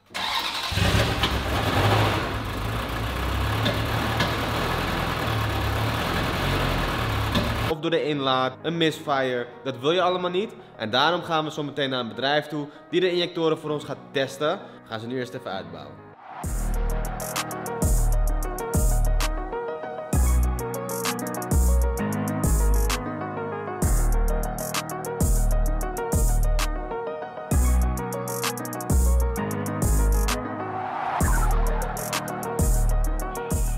Gekomen bij Wouda in Asseldelft. Deze mensen zijn gespecialiseerd in APK's, onderhoud, roetfilters, vervangen, reviseren ook wel, het schoonmaken, het spoelen. En natuurlijk het checken van injectoren en verstuivers. Dus we zijn hier echt aan het juiste adres jongens. Ik heb mijn injectoren mee. Ik heb ook aangegeven van welke posities ze zijn. Dus deze zijn van 1 tot en met 4 en deze zijn van 5 tot en met 8. En Mitchell die gaat ze dan nu in het apparaatje zetten waarmee we straks alles kunnen checken of het klopt. Misschien kan je kort wat vertellen over wat er eigenlijk kapot kan gaan in een injector. Nou, wat er eigenlijk het meest gebeurt is dat het filtertje wat in de injector zit, en dat kan ik wel even laten zien, die zit hier boven in de injector, dat die opgelost wordt door alle troep tegenwoordig in onze brandstof. En dat die eigenlijk verder in de injector ervoor zorgt dat de naald en de opening verstopt raken, kapot gaan, gaan corroderen. En dat is het voornaamste wat er eigenlijk gebeurt. Maar deze Ferrari die heeft dus even uit mijn hoofd 80.000 kilometer gereden. Maar dat zegt niet per se iets over de injector, of wel? Want hij is heel weinig gereden. Eigenlijk in de laatste 12 jaar is er maar 1000 kilometer per jaar gereden. Ja. Dus ook met hele oude brandstof is hij dan weer opgestart. En... Nee, op zich niet. Dat is meer te wijden echt aan de brandstof. Is hij altijd op 98 gereden? Of ja, dat is ook wel echt. Dat is voor mij ook de vraag. Want, Als hij lang stilstaat en dan met nu helemaal tegenwoordig met die E10, dat is echt gewoon voor ja, dat is echt een no-go hè. Gewoon niet goed. Nee, niet goed. Nee. Dus ja, we gaan ze monteren en dan dus dit is de steun waar die in terecht komt? Ja. En dan kunnen we ze zo gaan testen. Maar ga je ze alle 8 in één keer doen? Ja. Tof. Dus dat is mooi. Ik hoop eigenlijk wel dat we iets gaan vinden ook bij de injectoren. Want dat zou natuurlijk verklaren waarom die ook slecht loopt. Zoals jullie weten heeft Daniel in de vorige aflevering natuurlijk aangegeven dat de distributie eigenlijk een tandje verkeerd staat. Ja, en daardoor kan de ontbranding natuurlijk ook in de uitlaat terechtkomen in plaats van in de cilinderkamer. Maar goed, als de injector dus niet goed inspuit, dan is dat natuurlijk ook een oorzaak van het slecht lopen. Dus ik ben echt benieuwd. Ze hebben hier echt een mooi apparaat. Het is een special tool en dit is ook de reden waarom we bij Wouda terecht zijn gekomen. Het zit bij ons om de hoek en het zijn professionals, dus... Ja, want je hebt tegenwoordig ook die piezo-injectoren, die BMW's en zo. Ja, dat zijn die nieuwere type injectoren, toch? Ja, Die met die langere... ja. Klopt. Je hebt Volkswagen, hoge druk. Dat zijn die. Ja. En dan heb je die... Ja, die ken ik uit de BMW weer. Ja. Ja. die BMW gaan ook Mini gebruikt altijd die, stuk. Ja, dat weet ik, ja. Daar zit ook weer zo'n filtertje in. Ja. En dat is echt gewoon de voornaamste reden dat ze stuk gaan. Kijk hier ook.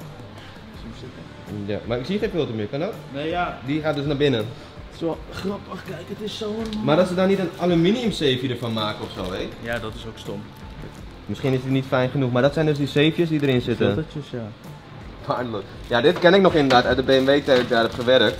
Dit was eigenlijk continu. Herkenning overslag met uitlezen. Ja, dat klopt. En toen was het altijd injector vervangen. Ja. En je deed er nooit één, altijd gelijk 4 of 6 of Ja. 8 of...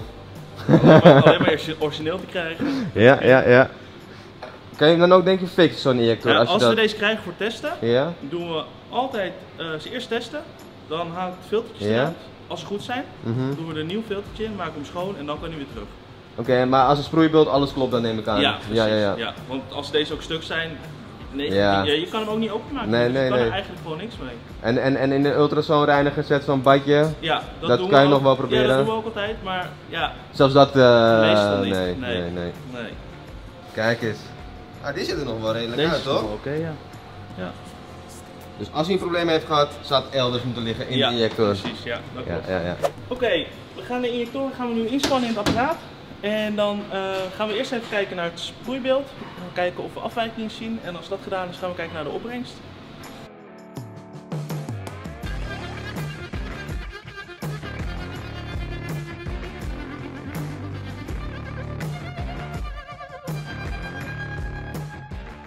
Oké, Mitchell. Gaan ze testen. Dit is gewoon sequentieel, dus 1 voor 1. Oké. Gaan we eerst voor de lektest. Oké, dat houdt... Kijken of ze druppelen, of er iets lekt. Ja, of je dus de druk tegenhoudt Precies. uit de rails, zeg ja, maar. Ja. Want dat is heel belangrijk, had ik begrepen, als je je auto wegzet, dat hij Ja. niet gaat druppen, toch? Want als, Als je hij dat niet gaat- voldrupt, dan krijg je misschien ook problemen in je zuigerkamer. Ja, precies. Als je hem dan start, ja, dan heeft hij gewoon natuurlijk veel te veel brandstof. En dat moeten we niet hebben. Oké, daar gaan we jongens. 60 seconden zo die onder druk dus. Op 4 bar. En tot nu toe ziet het er gewoon Keurig uit. geen gekke lekkages. Er zijn 6 seconden gepasseerd en er was geen gedrup. Maar we weten nog steeds niet helemaal, want vloeibeeld moeten we nog hebben toch Mitchell? Ja. En De opbrengst. de opbrengst. Dus dan hoeveel vult hij in een bepaalde tijd als ik het goed heb begrepen? ja, Oh, ja, ja. nee, oké, dan heb ik het goed begrepen. Gaan we nu even kijken naar dus eigenlijk de stationaire stroming. De openingstijd is 3 milliseconden. En op 600 toeren gaan we even kijken wat hij doet. Want het kan natuurlijk ook zo zijn dat je bijvoorbeeld alleen stationair probleem hebt. Of alleen op toeren of Inderdaad. onder belasting. Ja, onder belasting leek hij wel beter te lopen, Ja. maar het kan komen door de timing ook en alles. Dat, Ja, precies. Dus ja, dit is wel een goede test inderdaad om uit te sluiten of dat een probleem geeft of niet. Hop, het metertje gaat omhoog. Mooi, maar stationair lopen. Ja. En zou hem hier eventueel harder kunnen zetten ook? Ja. Nu doen we nummer 1. 1, 2.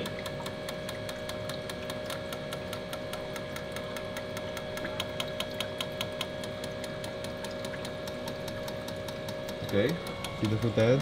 Nu zie je 3 milliseconden. Ja? Als ik hem harder zet, dan gaat hij naar 6 milliseconden. Dus dat is hetzelfde toerental, maar een zwaardere belasting. 12 milliseconden. Hij gaat nu wel echt hard. Nu zie je hem echt gewoon vol van zitten. Het kan bijvoorbeeld dus ook echt je koud startverrijking zijn. Dus Ja, dat is precies. als het ware. En daar kunnen we dus ook dan even zo'n afwijking zien. Oké, Puit, help me even. Het sproeibeeld is goed. Dankjewel. Geen afwijkingen. Op bepaalde toerengebieden zien we gewoon echt dat het allemaal keurig is. Dus we gaan nu even kijken hoe de opbrengst is, want dat kunnen wij met bloot oog natuurlijk niet zien. En dan misschien dat we daar nog wat vinden. Dus let's go. Maar eerlijk heeft Mitchell gezegd, hij verwacht niks geks, laat ik het zo zeggen. Nee, Maar eigenlijk zeg nooit nooit. maar we gaan het zien. Oké, gaan we. Dus nu vult hij de kamers voor 30 seconden. Ja, hij doet nu eigenlijk een automatische test. En dat doet hij verschillende toerengebieden en dan kunnen we zo meteen gewoon zien wat het verschil is onderling. Dus jullie kunnen zien, vult hij zich heel erg langzaam. Ik denk dat dit straks allemaal wat sneller gaat. Maar goed, je ziet al dat deze eigenlijk iets hoger staan dan deze. Ja, een klein beetje, maar niet schrikbarend afwijking hoor. Dan gaat hij een tandje harder. Nog een tandje harder. Wat doet hij nu? Het starten nabootsen. Oh, het starten nabootsen. Test is afgerond. Hij is klaar.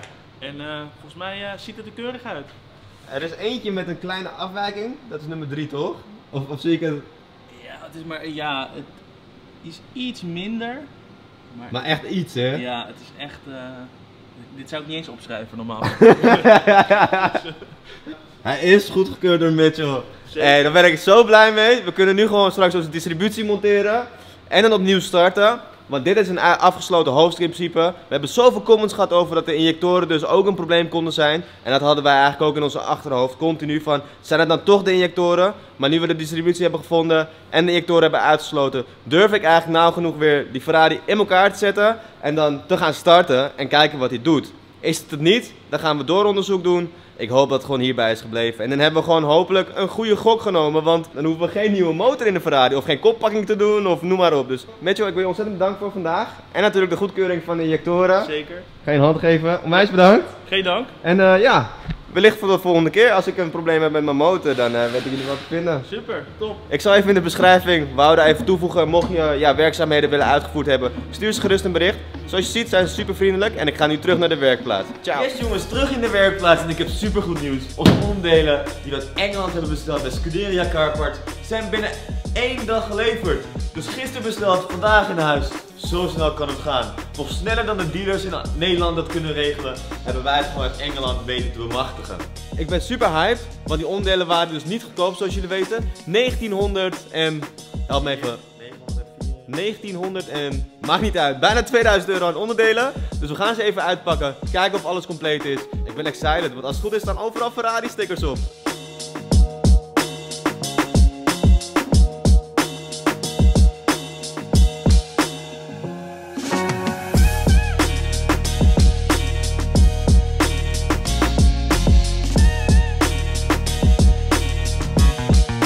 De bestelling is compleet, natuurlijk niet anders verwacht. Maar we gaan het even met jullie doornemen wat we allemaal hebben besteld. Zo hebben we bijvoorbeeld ook 2 nieuwe oliefilters besteld voor de Ferrari. Want deze hebben we dus laatst niet vervangen bij de laatste wissel, want we hadden hem gewoon niet. Zo ziet het er dus uit. 45 euro. Puur Flux Ferrari origineel. Hey, maar wat wel gelijk opvalt is dat er geen plasticje op zit. Normaliter zit toch altijd een plasticje op je filter? Dat wel. Maar van de Lambo is hij dus 75 euro dacht ik. Ja, 75 euro per stuk. En van de Ferrari wat 45. 45. Heeft deze wel zo'n plasticje? Ook niet. Nou, het zou wel Ferrari eigen zijn. Mogelijk dat er gewoon een schroefje ingevallen is of zo. Je weet het maar nooit. Nou, we hebben dus 2 nieuwe hydraulische spanners. Die hopelijk onze distributie op spanning blijft houden. Want zoals jullie weten, die van ons is gewoon compleet van spanning af. Nieuwe rod meelopers. Meelopers, de meelooprollen voor de Multi. de accessoiresnaren, distributiesnaren, Daiko. Wel met origineel Ferrari erop, hè, kijk. Is dat zo? Ja. Oh ja. Mooi. En wat we ook nog besteld hebben is Een originele Ferrari koperen ring. Waar die tussen komt, geen idee, maar... Watertemperatuursensor. Ja? Ja. Ja, want we hebben inderdaad ook de watertemperatuursensor, maar gewoon gelijk meegenomen. Hij was 23 euro of zo, toch? Ja. Was niet een dure uitgave, maar hij zit dus precies onder onze inlaat. Zit hij hier ergens. En om daar dan een keer bij te komen is echt een hel. Dus we hebben maar gewoon besloten om die ook gelijk te vervangen. Jullie zien, sta ik naast de vers gepoedercoaten onderdelen van de Ferrari. Hiermee gaan we onze motorruimte weer zo goed als nieuw maken. We zijn daarom ook bij Vivelde onze vaste poedercoater. Ze poedercoaten niet alleen velgen, maar ook gewoon eigenlijk alles wat met aluminium, metaal, ijzer. Ze kunnen hier alles poedercoaten en ook CNC afdraaien. Dus je bent hier gewoon aan het juiste adres. Alleen maar belovende woorden over dit bedrijf, want ze leveren vakmanschap. Check dit. Het ziet er ontzettend mooi uit. Zo goed als nieuw. Beter dan nieuw. We hebben hem, dankjewel. Ja, dit is niet een scène gezet, hij komt gewoon letterlijk nu aanlopen met fenomenaal werknemer. Tenminste, je werknemers hebben fenomenaal werknemers. Dat is het belangrijkste. Credits voor de werknemers. Even als kleine toevoeging jongens. Jullie hebben misschien in de beelden gezien dat het eerst rinkel was. Dus het was eigenlijk met een soort van pigment zat erop. Dat is structuur, dankjewel Victor. Ik vind zelf het gladde effect vind ik eigenlijk persoonlijk mooier, aangezien het een modernere look geeft. Laat vooral zelf even weten wat jij ervan vindt. Ik vind het echt mega strak. En we gaan nu natuurlijk onze nieuwe pakking hier tussen zetten. Distributie erop, auto starten. Het wordt mega dik.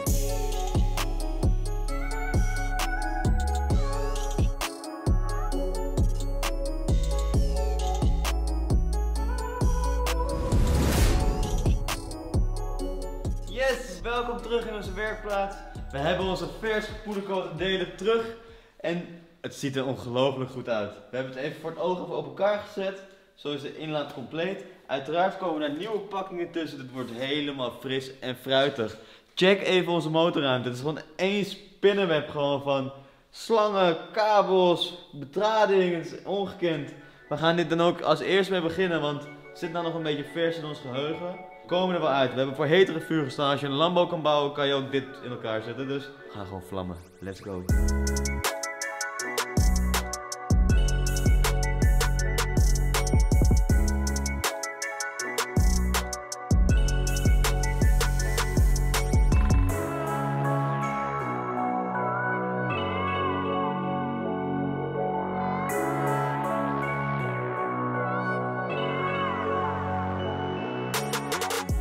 Resten die nog op de motorblok vast zaten, heb ik dus verwijderd. Wat 20 jaar wel niet met je doet, hè? 20 jaar oud waren die pakkingen ongeveer en een beetje olie. Want zoals jullie kunnen herinneren, zat er dus behoorlijk veel olie in onze inlaat. En dat heeft dus ook voor gezorgd dat die pakkingen gewoon helemaal zacht werden en gewoon als het ware opgegeten werden. Ja, check dit. Ja, dit is dat is echt oud en dit is nieuw. We hebben dus ook alles ontvet, schoongemaakt en even met de endoscoop in de motor gekeken of er nog eventueel iets in was gevallen. Op een paar punten hadden we nog stukjes pakkingen gevonden, dus dat hebben we ook nog eens uitgezogen. Dus we weten nu 100% zeker dat het daar helemaal schoon is. Het is tijd om dingen in elkaar te gaan zetten. Ik ben ontzettend blij, want straks hebben we een super uitziende motorruimte. Zelfs als we hier doorheen kijken straks, dan zie je gewoon een knappe inlaat gewoon. Wauw, mindblowing. Jongens, we hebben gewoon een Ferrari. Ik sta nog steeds van te kijken. Voordat we de inlaat terug monteren hebben we besloten om even alles netjes schoon te maken. Zoals je kan zien was het een enorm verschil. Vivelde heeft alles netjes afgeplakt zodat er geen poedercoat aan de binnenzijde komt van de inlaat. We maken even alle schroefdraad opnieuw. Dat betekent dat we even lekker een tapje doorheen halen. Zodat straks alle bouten weer netjes terug kunnen in de inlaat. En dat was wel echt nodig aangezien dus die schroefdraadjes best wel verouderd waren. Hier monteer ik even de vlinderklep terug in de inlaat. Deze verbinden dus links en rechts met elkaar bij een bepaald toerental voor maximale flow. Bijna vergeten de temperatuursensor. Deze hebben we nog even uitgewisseld. En daar gaat onze inlaat, jongens. Schoon en met nieuwe pakkingen eronder wordt die teruggezet. Ook monteren wij eventjes de rode kappen terug. Even afgeplakt met papiertape, zodat we dus echt niks beschadigen. Het zou super zonde zijn als we weer terug zijn naar Vivelde. Dus liever voorkomen dan genezen.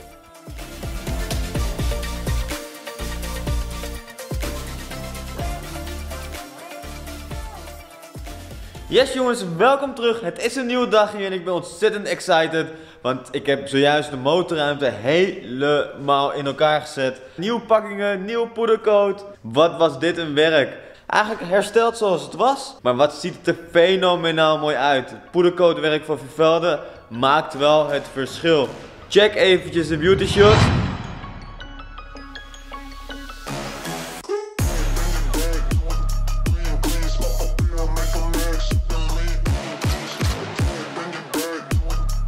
Auto is hier in elkaar gezet. Volgende wat we nu gaan doen is natuurlijk verder met onze distributie. Onze distributie, die gaan we vervangen. Die is behoorlijk versleten, verouderd, uitgedroogd, verroest. Eigenlijk alles maar wat je kan bedenken heeft onze distributie dus. We gaan de auto nu omhoog doen, want ik moet zelf een special tool gaan fabriceren. Een stukje gereedschap waar ik het vliegwiel mee ga blokkeren. Dus daarin ga ik jullie meenemen. Ik ben benieuwd of het gaat lukken. Ik denk het wel. Het wordt wel weer een excited dingetje, want ja, van een plaat moet ik iets gaan maken waar ik het vliegwiel mee kan blokkeren. Dus ja, uiteraard neem ik jullie daarin mee. Let's go! De Ferrari die staat in de lucht. En het eerste wat ik zag was een lekkage. Ik maakte me al bijna zorgen.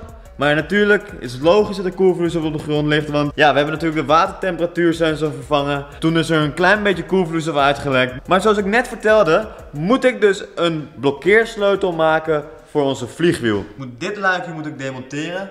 4 inbusjes moeten los. En dan kom ik als het ware bij de koppeling vliegwiel gedeelte. En dan moet ik iets op verzinnen. Waar ik dan het vliegwiel mee kan blokkeren. Het moet er ongeveer zo uitkomen zien als dit plaatje. En dan met iets wat uitsteekt waarmee ik het vliegwiel dan kan blokkeren. Ik denk niet dat het een hele taaie opgave gaat worden. Maar je weet het maar nooit. Dus ja, we gaan verder. Ik ben excited, want zonder dit kunnen we niet ons krukkasmoer blokkeren. Want ons krukkas die gaat namelijk kunnen draaien op het moment als we deze los proberen te maken. En daarom moet het dus daar geblokkeerd worden om deze pulley te kunnen demonteren. Met die hele grote bout 36 moeten we die dus blokkeren. Let's go!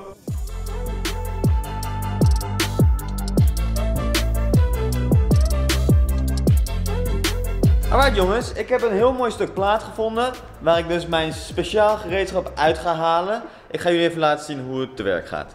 Dit is dus wat ik van de auto heb gemonteerd. Die ga ik natrekken. Daarna boor ik er 2 gaten in mijn stuk plaat. Kijk hoe mooi dik staal dit is. Waar ik eigenlijk als het ware 2 boutjes in ga zetten die vliegwiel gaat blokkeren om te draaien. Deze bout die hier vast zit gaat namelijk straks met 200 Nm vast en los. Dus dat is behoorlijk veel kracht, kop erop. Ze moet ook wel echt wel een flink stuk staal zijn. Dus laten we even iets fabriceren. En ben benieuwd of we het los gaan krijgen.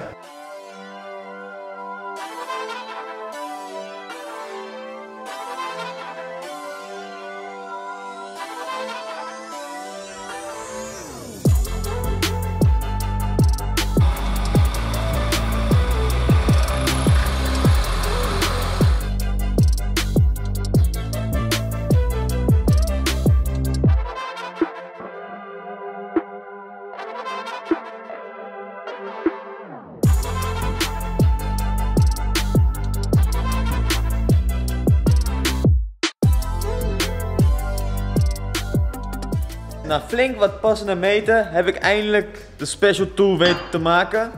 Zo ziet het eruit. Eigenlijk is het niet iets heel erg geks, zolang het maar werkt hè. Kijk, als het goed is valt hij precies hier tussen op de uiteindes, zonder speling. Om precies te zijn, zo. Zo. Ook de boutjes heb ik precies goed afgesteld, zodat hij eigenlijk precies vast komt te zitten qua hoogte, hoe hij erin valt. Nou, ik zou zeggen laten we hem vastzetten. En kijken of we onze krukasmoer los krijgen. Of krukasbout los krijgen moet ik zeggen. Want hij zit vast dus met 196 Nm. En dat is behoorlijk wat. Maar je kan je wel voorstellen dat een autowiel zet je vast met 115, 120, 140 als het een Jeep is. Dus ja, dat is nog eens veel meer dan eigenlijk een autowiel vast wordt gezet. En die kunnen al best vastzitten. Dus ja, zoiets moet wel echt stevig zijn. En hopelijk buigen mijn boutjes niet. Want dan krijg ik alsnog de krukasbout niet los. We gaan het zien. We gaan deze monteren. En kijken of we de krukasbout los krijgen. Let's go!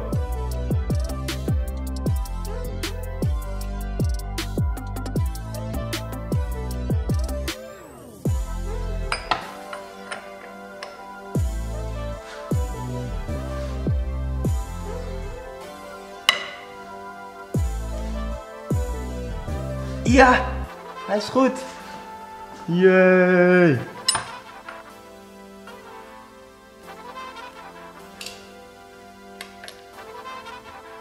Nou jongens, moment van de waarheid.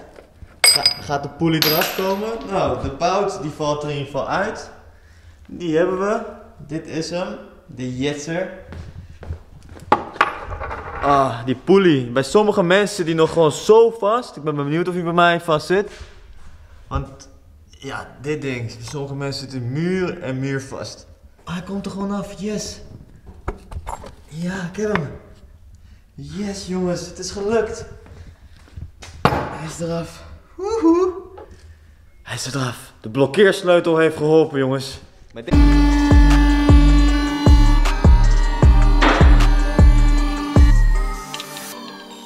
Hoogwaardig gereedschap jongens. Normaliter ongeveer 600 euro als je bij Ferrari moet kopen.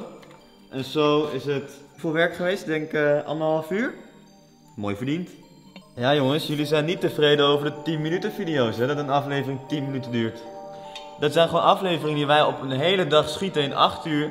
En dat is een aflevering dan voor jullie. En zelfs dat nog niet hè, sommige zijn gewoon 2 dagen. Inderdaad, ook dat nog eens.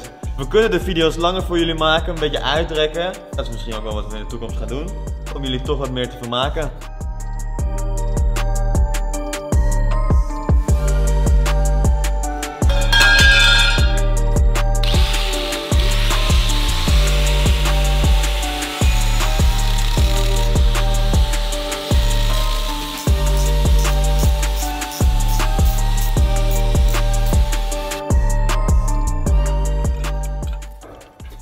vergeet iets heel belangrijks. Ik moet natuurlijk wel opschrijven dat het een special tool is. En dat het van Ferrari is. Dat is echt heel belangrijk. Anders dan zullen ze denken dat het een simpele stalen iets is, maar nu is het gewoon echt... Iedereen zou weten dat dit nu een special tool is. Dit is echt het belangrijkste van alles. Nu kan ik met een gerust gevoel aan de gang. Hij zou ook beter werken zo, denk ik, hè? 100%. Right, nou, we zijn aan. Mijn blokkeersleutel is eruit. Dat betekent dat we de auto gaan laten zakken. Het is tijd voor bovenste dooiepunt, cilinder nummer 1. Dan gaan we kijken naar de markering die dan compleet moet kloppen. En dan gaan we kijken naar de nokkenassen, hoe die staan. En als die goed staan, is het tijd om onze distributiesnaar te demonteren.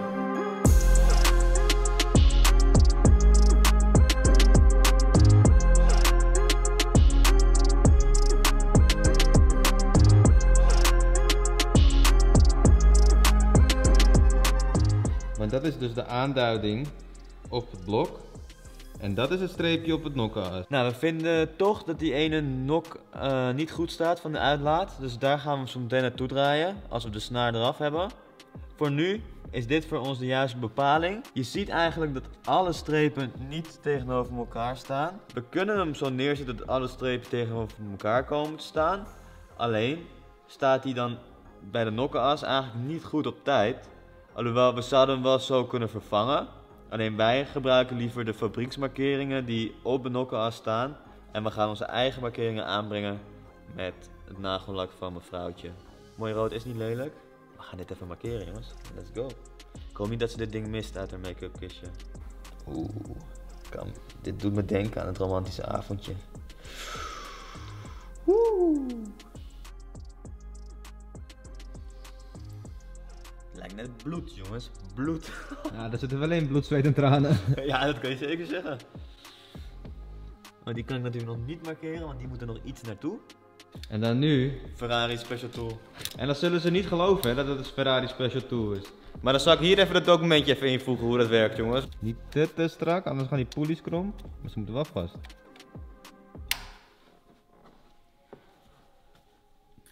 Nu, spanners onder spanning. Met die pinnen doorheen. En de snaar eraf, hè? Ja. Kijk, hoewel die tweede spijker wel een stuk dunner is, hè? Ja? Het is wel echt spelen met gevaar voor eigen leven. Gelukkig hoeven we deze spanners dus niet her te gebruiken. We hebben nieuwe, originele van Ferrari uiteraard. We hebben eigenlijk alles zo goed als klaar. Ik kan de 17 in losgooien. Spanning eraf, snaar eraf. Ik denk ook wel, jullie zijn ook wel excited thuis. Ik ben ook super excited. Dit is echt iets waar we heel lang naartoe hebben geleefd. We gaan het beestje fixen.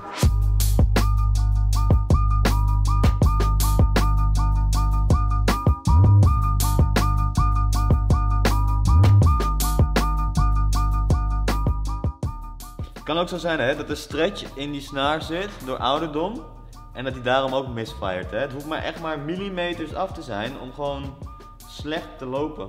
Alright, we gaan even die oude onderdelen vergelijken met de nieuwe. Uiteraard super belangrijk om dat te checken. Alhoewel het gewoon Ferrari originele onderdelen zijn, ga ik er gewoon vanuit dat het gewoon goed is. Maar toch, liever safe than sorry. Alright, na een hevige discussie gevoerd te hebben hier aan tafel zijn we er toch achter gekomen dat dit hem niet is. En dat dit hem wel is. Check even hoe oud deze spanner is. Deze komt dus uit 2001 maart, eerste dag van maart 2001 dus. En die Komt uit 2022, september, de eerste, dus 1 september komt deze vandaan. We hebben natuurlijk ook nieuwe boutjes bij besteld. We wisten niet wat we gingen aantreffen, hoe het eruit kwam. Dus die hebben we nieuw, eenmaal.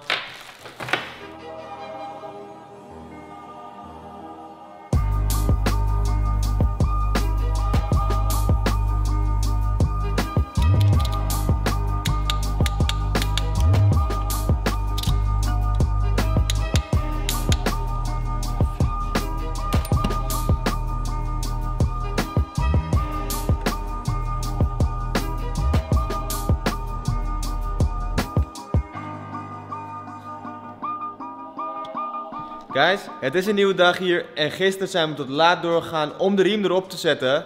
Hij zit er dus op. Het enige wat nog moet gebeuren op de linkerzijde is het afstellen van de spanning.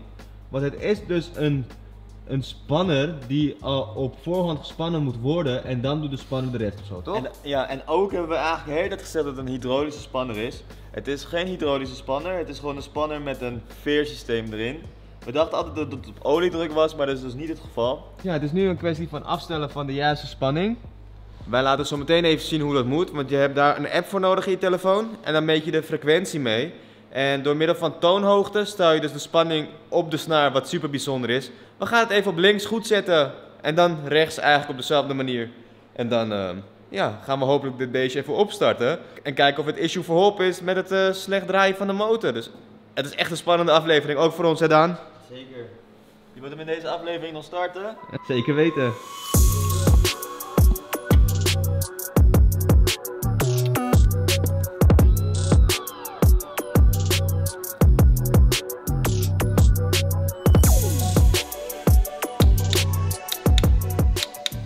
We hebben even zojuist een app gedownload waarin je de hertz dus kan afmeten. En deze hebben we dus nodig om de spanning te bepalen van de snaar, hoe strak die zit. Je kan als het ware gewoon zo doen, tikken. Dus dan komen we zeg maar op 80 plus 117, 120, zit je op 200 hertz bij elkaar opgeteld. En dat is volgens mij precies binnen de specs wat de fabrikant aangeeft voor de juiste spanning van de snaar. En ja, het is nu gewoon tijd om deze eraf te halen, de griptang. Zo, die hebben we nu niet nodig. En we gaan de griptang aan de andere zijde even eraf halen. We gaan de motor 2 rondjes draaien. Dat hij weer eigenlijk precies terugkomt op de stand als die nu staat. Dan kijken we alle waarden nog even na. Dan moeten we dit even 2 tot 10 minuutjes laten staan, want het kan zo zijn dat de snaar nog een beetje rekt. En dan kijken we nog 1 keer naar de meting. Maar ik heb het gevoel dat dit helemaal goed gaat.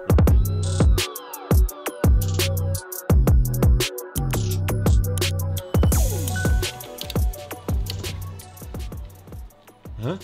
Wat? Zit die los? Nee. Nee, maar dit is geen grap. No way! No way! Dit is echt gewoon no joke, hè? Ik krijg gewoon gelijk kippenvel. Dit is No gewoon... way! Daarom zit die rechtersnaar zo los. No way! Dit is toch echt... Die spanner zit gewoon los op de rechterband. Want wat we hebben gedaan is, we doen kant voor kant. Links is nu helemaal afgerond en we willen rechts gewoon doen. Als de schroefdraad maar niet stuk is.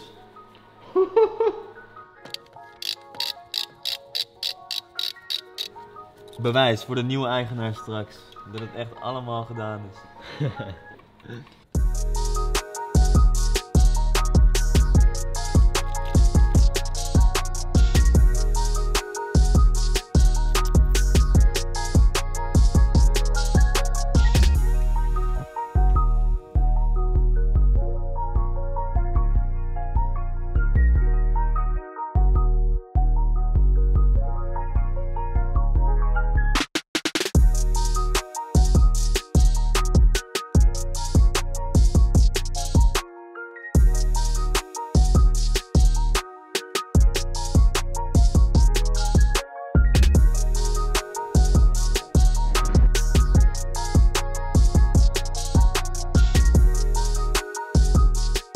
Moment is aangekomen. We hebben de motor dus opnieuw opgebouwd met nieuwe pakkingen, nieuwe distributie, injectoren hebben we laten checken. Was dit het probleem? Zo hebben jullie gezien dat dus de linkerbank distributie totaal los zat. De spanner die bout kon je gewoon met de hand eruit draaien, wat bizar is. Dat verklaart waarschijnlijk ook waarom hij dus op de linkerbank verkeerd heeft gelopen en dat de timing af was. Dus daar hebben we zeker dingen gevonden. Maar nu komt het. Gaat die auto goed draaien?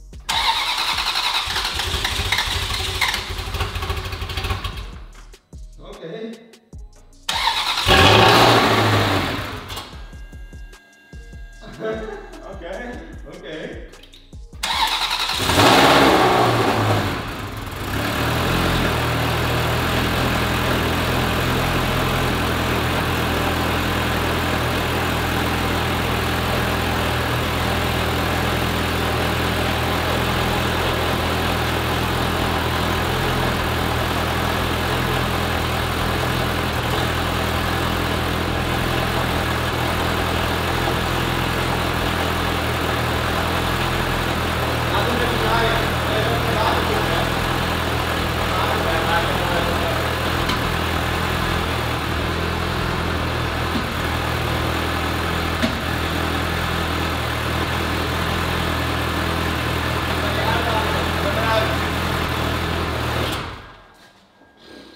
aan het verdampen, jongen.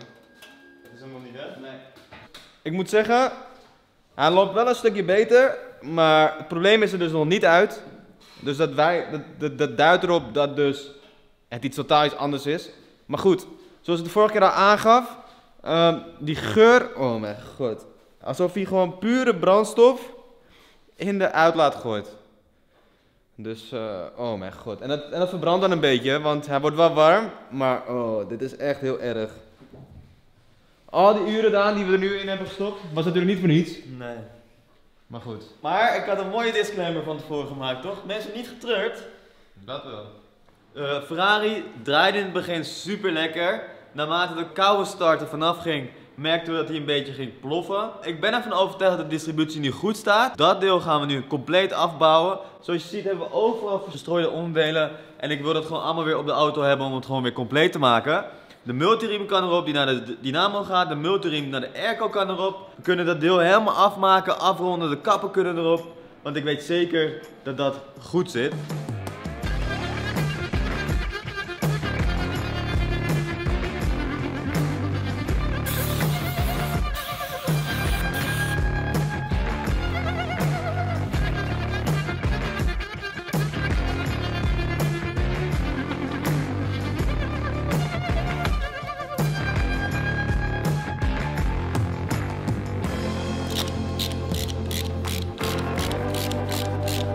Deze zit dus ook op hertz, hè?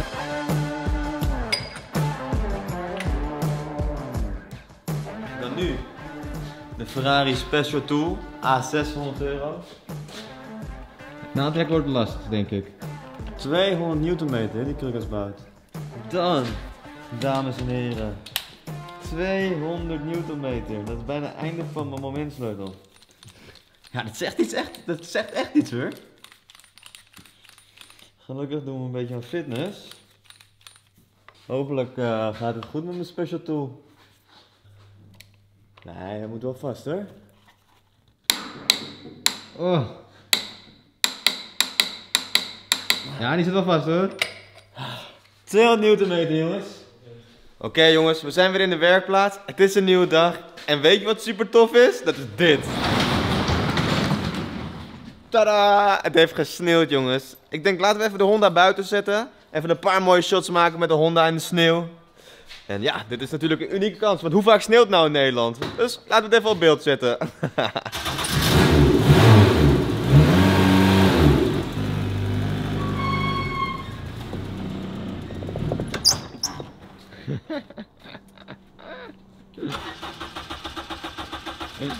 Hij heeft ook koud.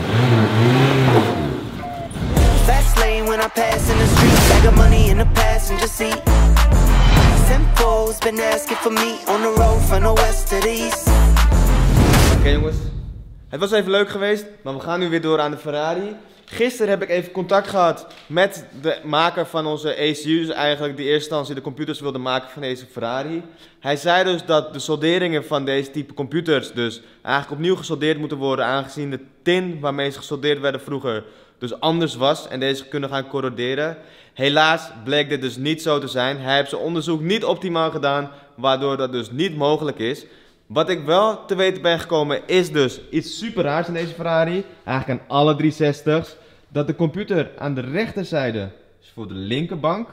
En van de linkerbank, of van de linkercomputer is voor de rechterbank. Dus we hebben de rechtercomputer nog niet bekeken. We hebben de stekkers dus ook nog niet bekeken. We hebben de massapunten niet bekeken. Eigenlijk net zoals bij de Lamborghini dachten we, linkercomputer is voor de linkerbank, rechtercomputer is voor de rechterbank. Maar bij een Ferrari 360 is het dus anders. Andersom. Typisch weer Ferrari, ze willen dingen anders doen. Maar goed, wij gaan dus nu de computer op de rechterbank bekijken. En ook als dat het niet is, hebben we nog andere ideeën. Dus we gaan nu lekker door met onderzoeken. En hopelijk vinden we het probleem. Want ja, dan kunnen we eindelijk gewoon lekker rijden met die Ferrari. En natuurlijk onze olie verversen en allemaal dat soort dingen doen. Dus laten we snel aan de gang gaan. Let's go.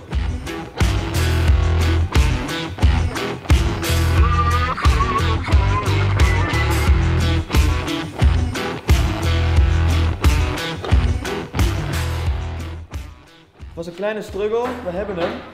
En wat is het eigenlijk voor de kijkers? Ja, dit is eigenlijk de kartenventilatieklep. Deze zorgt ervoor dat je geen overdruk kan bouwen in je karters.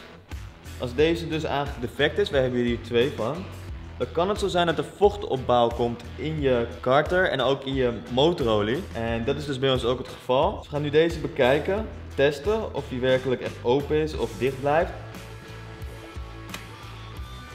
Gewoon met remreiniger, WD-40, ik denk gewoon helemaal doorsmeren zover als het kan. Laat kijken hoe het eruit ziet van binnen. Hij is niet heel duur, hij is €57. We hebben hem dan weer niet, maar... Ja, maar als je hem gewoon schoonmaakt, zit gewoon de klep in. En het werkt gewoon top. Het blijft geplakt of zo, hè? Het is niet dat hij... Hoor je dat? Ja, hè? Gewoon...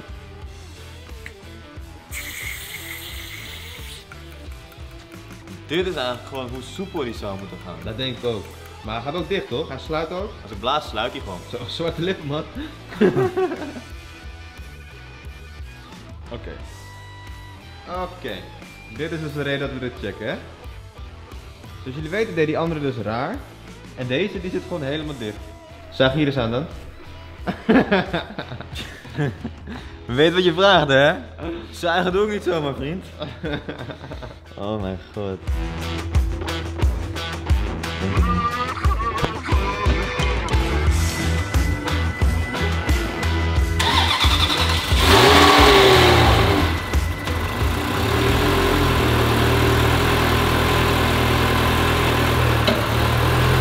Klopt wel. Kijk eens of je in versnelling gaat. Hou eens een beetje gas. Eerst 1. Doe die niet. Doe die niet.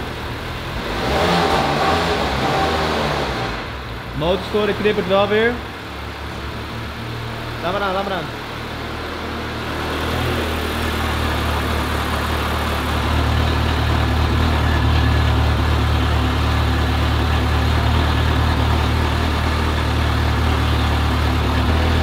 Uit die linker uitlaat komt gewoon letterlijk brandstof op te laten.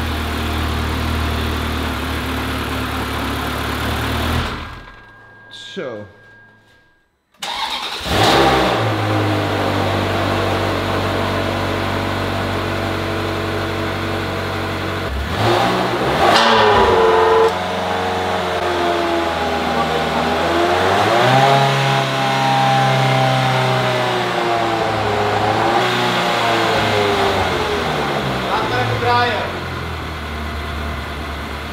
Hij ruikt goed achter. Ja? Ja. Komt ook voor deze allebei de uitlaat. Ja, op de mallen. Goed, goed, is goed. Er komt even rook uit links en rechts. Hoe is aan die uitlaten? Heet. Even warm. Hij rookt ook, omdat hij nu warm wordt. Hij stinkt ook niet nu.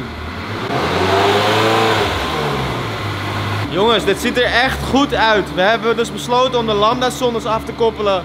Want daar gaf hij dus net een storing op met uitlezen. En de luchtmassameters af te koppelen. Als je die 2 dingen afkoppelt, draait hij eigenlijk op de map van de computer waar hij op geprogrammeerd is. Dus niet op de waardes die hij uitleest. Wat wel raar is, we hebben geen storing op het dashboard. Dus geen motorstoringslampje. Wat zo goed heeft hij dus nog niet gedraaid. En hij stinkt dus ook niet naar benzine. Hij rookt behoorlijk condens. Maar we gaan hem nu even op temperatuur laten komen, de auto. En ja, ik ben gewoon benieuwd wat hij doet straks. Aangezien hij nu ook gewoon zijn druk kwijt kan in de cilinder of in de kartenventilatie. Het zijn een nieuwe pakkingen die hier ruiken. Ja. Ziet er ziek uit, hè? Temperaturen goed? Ja. Zet even de kachelventilator van binnen aan. Kijk of hij warm wordt. Hoge temperatuur? Goed. Goed. Oh joh. Jullie kunnen het wel zien aan mij, ik ben ontzettend hyped. We hebben de Ferrari horen draaien. Nog nooit heeft hij zo goed gedraaid als dat hij net heeft gedraaid. We zijn helemaal excited. We kunnen gewoon ademhalen in de werkplaats. Beide uitlaten zijn net zo warm geworden. We hebben dus zojuist de luchtmassameters afgekoppeld. En de eerste lambda-zondes, zowel links als rechts. En dan weten wij eigenlijk dat hij eigenlijk in een basismap setting gaat draaien.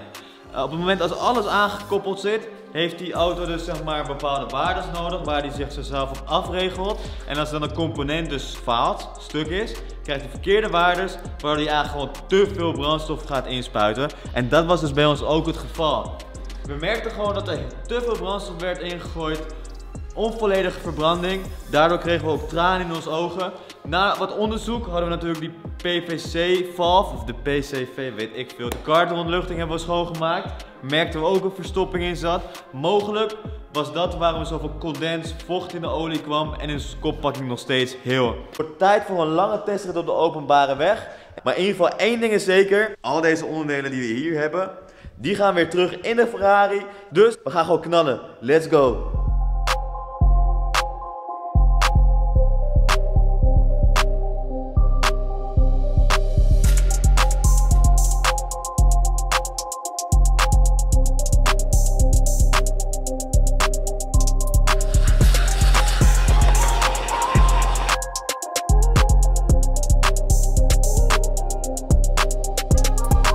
Ik kreeg zojuist een telefoontje van mijn lokale auto-onderdelenwinkel dat mijn Bosch Lambda zonde binnen is. En deze gaan we dan nu ook ophalen. Let's go!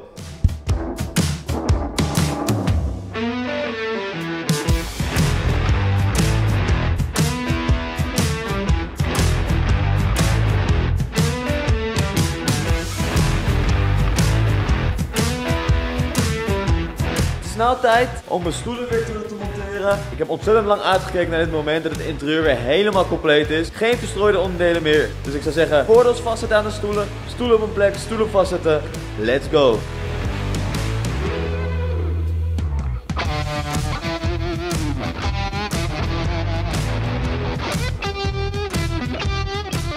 Het is nou tijd om eigenlijk nog één punt te maken aan het interieur. De Ferrari die opent wel van buiten, maar hij opent dus niet van binnen. De oude eigenaar heeft dus mij verteld dat het kan liggen aan de kabel die in de deur zit. En inderdaad, wat er aan de hand is dit balletje is uit zijn kommetje. Ik weet niet of jullie dat kunnen zien, maar daar zit een rond kommetje. Daar komt dit in en inderdaad, hij is eruit gesprongen. Nou, moment van de waarheid. Zou die doen van binnenuit? Yes! Weer iets gemaakt aan de Ferrari. We gaan nu de nieuwe Lambda zonde monteren, de auto starten en als die goed is, kunnen we mogelijk straks een testrit maken. Eerst Lambda zonde, bumper en dan de testrit. Let's go!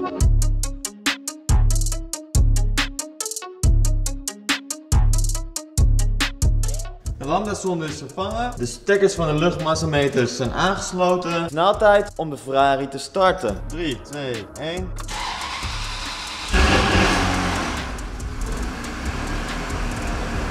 Hij klinkt nog goed. Motormanagementlampje knippert. Nee, hij is nog niet goed. Ik ruik echt heel erg benzine. Het is eigenlijk weer gewoon hetzelfde probleem als we de vorige keer hadden. Ik ga de Lambda zonde weer verwisselen. Ik ga de oude in terugzetten. En ik ga dan de luchtmassameters weer afkoppelen en kijken of het dan wel weer goed is. Dan gaan we. Nieuwe poging. Nu klinkt hij gelijk weer goed. Geen lampjes. Wat ook heel vaag is, want hij, ja, eigenlijk zou gewoon motormanagementlampje gewoon aan moeten staan. Kijken of het nu ook heel erg naar benzine ruikt. Nee, nu ruikt het gewoon goed. De Ferrari eigenlijk niet beter loopt met de aangesloten luchtmassameter en de Lambda zonde, heb ik toch besloten om de achterbumper erop te zetten.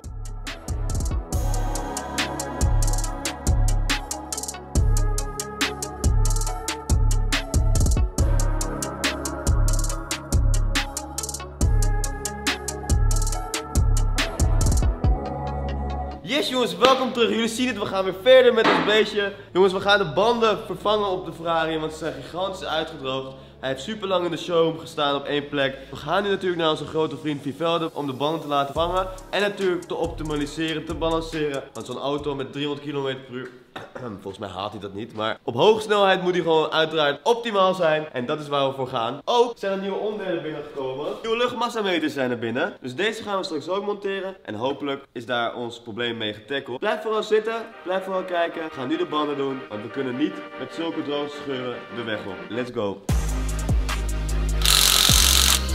Dat is toch echt zwaar, jongens.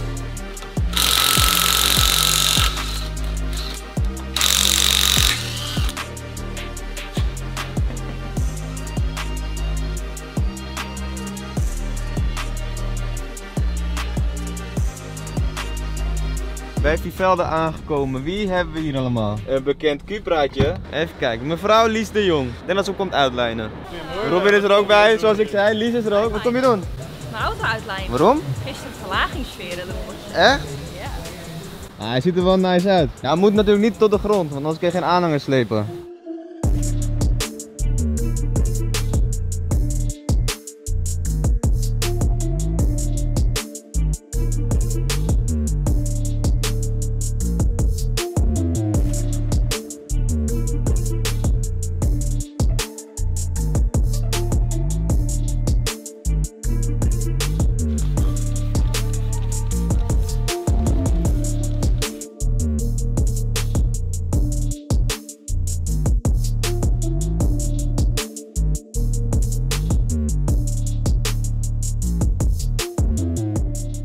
zijn back in de werkplaats en we hebben onze wielen fenomenaal schoon gekregen. Zo schoon zijn ze nog niet geweest. Tijd om onze nieuwe luchtmassameters te monteren en de auto opnieuw te gaan starten. Ik ben excited. Ik wil hem ook daarna gewoon even buiten zetten, even compleet even reinigen. Want jullie in de comments hebben echt wel aangegeven dat het ding behoorlijk nasty is. Dat zien wij uiteraard ook. Ah, ik ben hyped. Ik heb er zin in. Dit ding doet het gewoon. Alleen we moeten nou nog de finishing touches aanbrengen. En dan klaar jongens.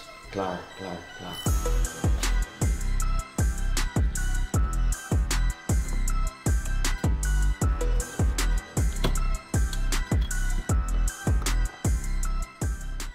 Alright jongens, het moment is daar. We hebben een afspraak gemaakt voor de APK. We lopen een beetje voor op zaken, maar dat doet er niet toe.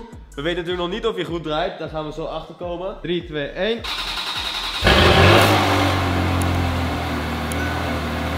Wat doet die bagger?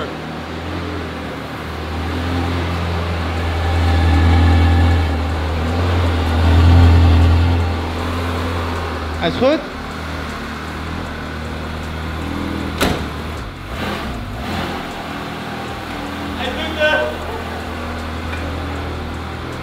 Hij loopt goed hè? Hij loopt echt steady. Daar gaat hij hoor. Oh. Eerste meters jongen. De eerste meters, hoe ziek. Hoe lang hebben we die auto nou gehad? Een maand? En hij doet het nu gewoon. Ik denk dat we hem eigenlijk even moeten ontschorsen. Even moeten verzekeren. Oh, de stoelen zitten lekker. Ja hè? Oi. Oh ja man. Sick. Tof. We hebben hem gewoon gefixt. Ik ben benieuwd naar de koppakking, want dat zegt nog niks hè? Nee, dat is waar. Dat is helemaal waar. We zijn zo blij, maar misschien moeten we hem nog een keer uit elkaar halen. Ja, je zegt het goed. We zijn zo blij, maar misschien moeten we hem nog echt een keer uit elkaar halen. Maar goed, voor nu. Daar gaat hij hoor.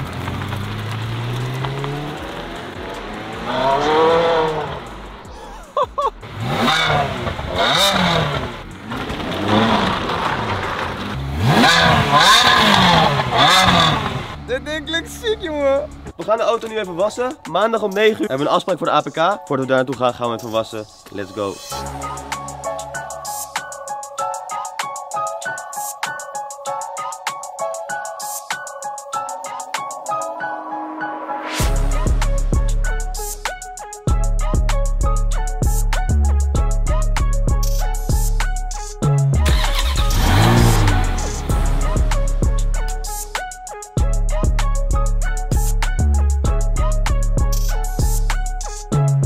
Alright jongens, we hebben de auto even buiten geparkeerd nadat zijn grote poetsbeurt. Zo schoon is hij in tijden niet meer geweest. En wat zijn we trots op ons werk hè. Hij doet het gewoon. Ik denk dat jullie ook met ons allemaal meeleven. We weten nog niet of de koppakking goed is hè. Daar gaan we in de toekomst achter komen. Maar daarvoor moet hij even een paar keer goed warm zijn geweest. Want zoals jullie weten hadden we in de tweede aflevering al gelijk de olie afgetapt. Was een beetje chocomelkachtig, was niet zo erg als dat de garage in eerste instantie aangaf. Nu hebben we nieuwe olie in zitten. Die gaan we natuurlijk weer verversen met hele dure olie. Maar voordat we dat gaan doen, gaan we natuurlijk olie spoelen. Maar ja, dat is allemaal niet in deze aflevering. Dat is voor de toekomst. Maar wat we nog wel in deze aflevering gaan doen, is de APK doen. En dat is wat jullie straks gaan zien. Maar eerst wat beauty shots. Let's go!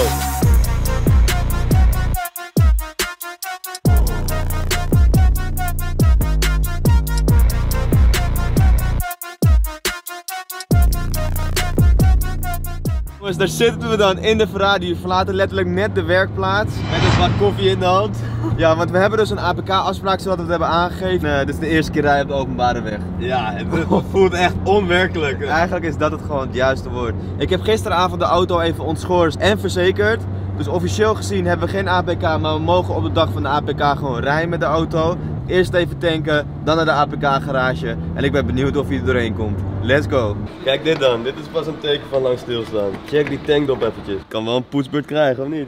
Hij stopt niet, maar zullen we het dak openzetten of niet? Hoeveel graden zou het zijn? Een graadje of 3? Maar hij stopt inderdaad niet. Je vond het wel mooi geweest bij 130 euro. Ja, ik heb nu niet meer geld joh. Geitje. Jongens, jullie moeten allemaal abonneren hè, alleen dan kunnen we volle tank betalen. Niet eens. Oh, hij startte wel echt te smooth. Eén ding valt je op aan de auto hè. Dat eigenlijk de kilometerteller niet op de plek zit waar jij hem het liever had gehad, zeg maar. Ja, het is natuurlijk allemaal gewenning, maar ik heb het idee dat ik de hele tijd zo tegen dit deel van het stuur aankijk. Dat zit half voor mijn kilometerteller, maar ik vind het onlogisch. Ik zit de hele tijd naar mijn toerenteller te kijken, naar hoeveel toeren ik rijd. Dat is eigenlijk ook helemaal zinloos gewoon. Misschien op het circuit niet, met een Spider. Onze vrouwtjes zouden deze auto makkelijk weg kunnen rijden. Woe! Dit klinkt lijp. En de tunnel helemaal.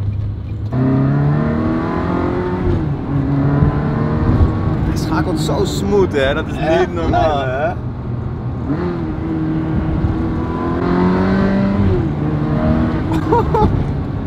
En hij is echt stil, hè? Daar moet echt wat aan gebeuren. Oké, we zijn er bijna, jongens. Bij Garage Ray. We zijn er! Morgen! Morgen, Ray. Alles lekker? Ja, lekker man. Afspraakje. Ja, we zijn hier aan het juiste adres weer, want de Lambo hadden we hier ook gecheckt. Dus je hoorde het, hij had behoorlijk veel verstand van inclusieve auto's ook. Dus we komen voor een APK'tje. Wat gaan we doen? Ja, voor jou is het hetzelfde als een Fiat natuurlijk.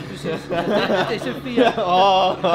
Plakknopjes aan de binnenkant en zo. Ja, dat wil je niet meemaken hoor. Je merkt wel echt dat het een oude auto is, Rick. Ja, dat klinkt wel lekker hier. Nou, dan gaat er een. Is de eerste keer. Lekker hè, die koppeling.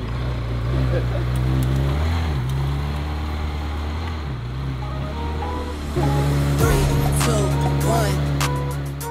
Anywhere I'm at, turn the city up. I can flip a dime to a million. I don't like to brag, but I'm really on. 3, 2, 1. Anywhere I'm at, turn the city up. 3, 2, 1. I don't like to brag, but I'm really on. It's a new day, days been new. Been a decade since I'm in. APK in de pocket, jongens. Dankjewel, Ray. Help. Jongens, we zijn zo excited. We kunnen nu gewoon legaal op de openbare weg rijden. Voor Bloemendaal, Zandvoort. Let's go, dak open. Nee, even serieus. Gewoon, er waren gewoon geen puntjes eigenlijk van problemen. Dus ja, super excited, jongens. Echt. Ja, het dak gaat eraf, jongens. Zo. Ja, nu moet het dak eraf, want we hebben APK. Er staat ons niks meer in de weg. We kunnen gewoon legaal op de openbare weg rijden. Eén ding hebben we nog niet gekregen van de oude eigenaar. Dat is onze radiokoffer. Dus het is nog helaas even zonder radio rijden. Maar goed, we hebben uitlaatgeluid. Dat is het belangrijkste. Ray, onwijs bedankt. Houdoe. Houdoe.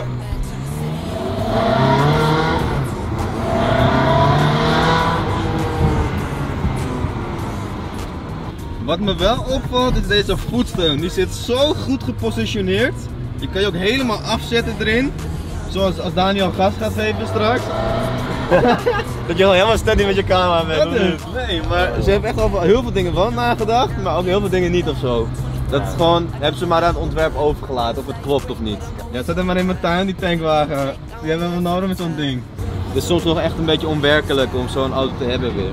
Die Lambo hebben we dus 2 jaar gehad. Die auto heeft zo lang geduurd dat het voor ons op een gegeven moment normaal was om die auto te zien. En daarna ook gewoon te hebben. En te rijden ook. En te rijden. Toen hij eenmaal klaar was. En nu deze Ferrari goed is. We hebben deze 2 maanden nu in bezit ongeveer. Ja. En doet het nu. We moeten natuurlijk nog wel olie aftappen en even kijken naar de rest van de vloeistoffen. Zover jongen, hij rijdt fantastisch. Jij hebt nog niet eens gereden. Wil je niet even rijden? Ja, zometeen. Maar ik wil hem even eerst horen, want je bent nog een beetje rustig met dat ding.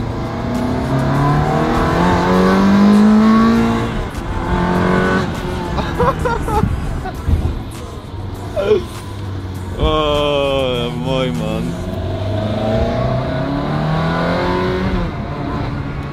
Ja, 80, trajectcontrole. Niet te geloven, je moet Echt, dit ding is best wel gestroomlijnd hè, want ik heb eerder een andere cabrio gehad, een Volkswagen EOS. En als je dan je dak open had, kwam er zoveel wind binnen.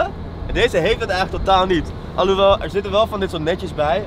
Kan ik hem pakken? Ja, dit soort netjes zitten erbij, waar je eigenlijk de cabine eigenlijk dicht mee kan maken. Maar die heb je niet eens nodig zo. Misschien als je 150 rijdt, maar voor nu prima. En wat me ook opvalt, zulke auto's hebben eigenlijk bijna nooit cruise control. Dus zo heeft deze Ferrari geen cruise control en heeft de Lambo geen cruise control. Het zijn eigenlijk allemaal sportauto's die je eigenlijk niet echt gaat dailyen, zeg maar. Mijn broertje gaat eindelijk ook even een keer rijden op de openbare weg. Het lijkt alsof er gewoon parkeersensoren in zitten, maar nee, maar hij geeft gewoon eigenlijk alleen maar aan dat hij in zijn achteruit staat. We hebben ondertussen al bijna 250 kilometer mee gereden. Ongelooflijk, wat een machine is dit. Maar we moeten wel één aanpassing doen. Dat is namelijk het geluid. Want je hebt de looks, maar niet de sound. Het lijkt wel alsof er een stofzuiger voorbij komt. Hier een geluidsfragment.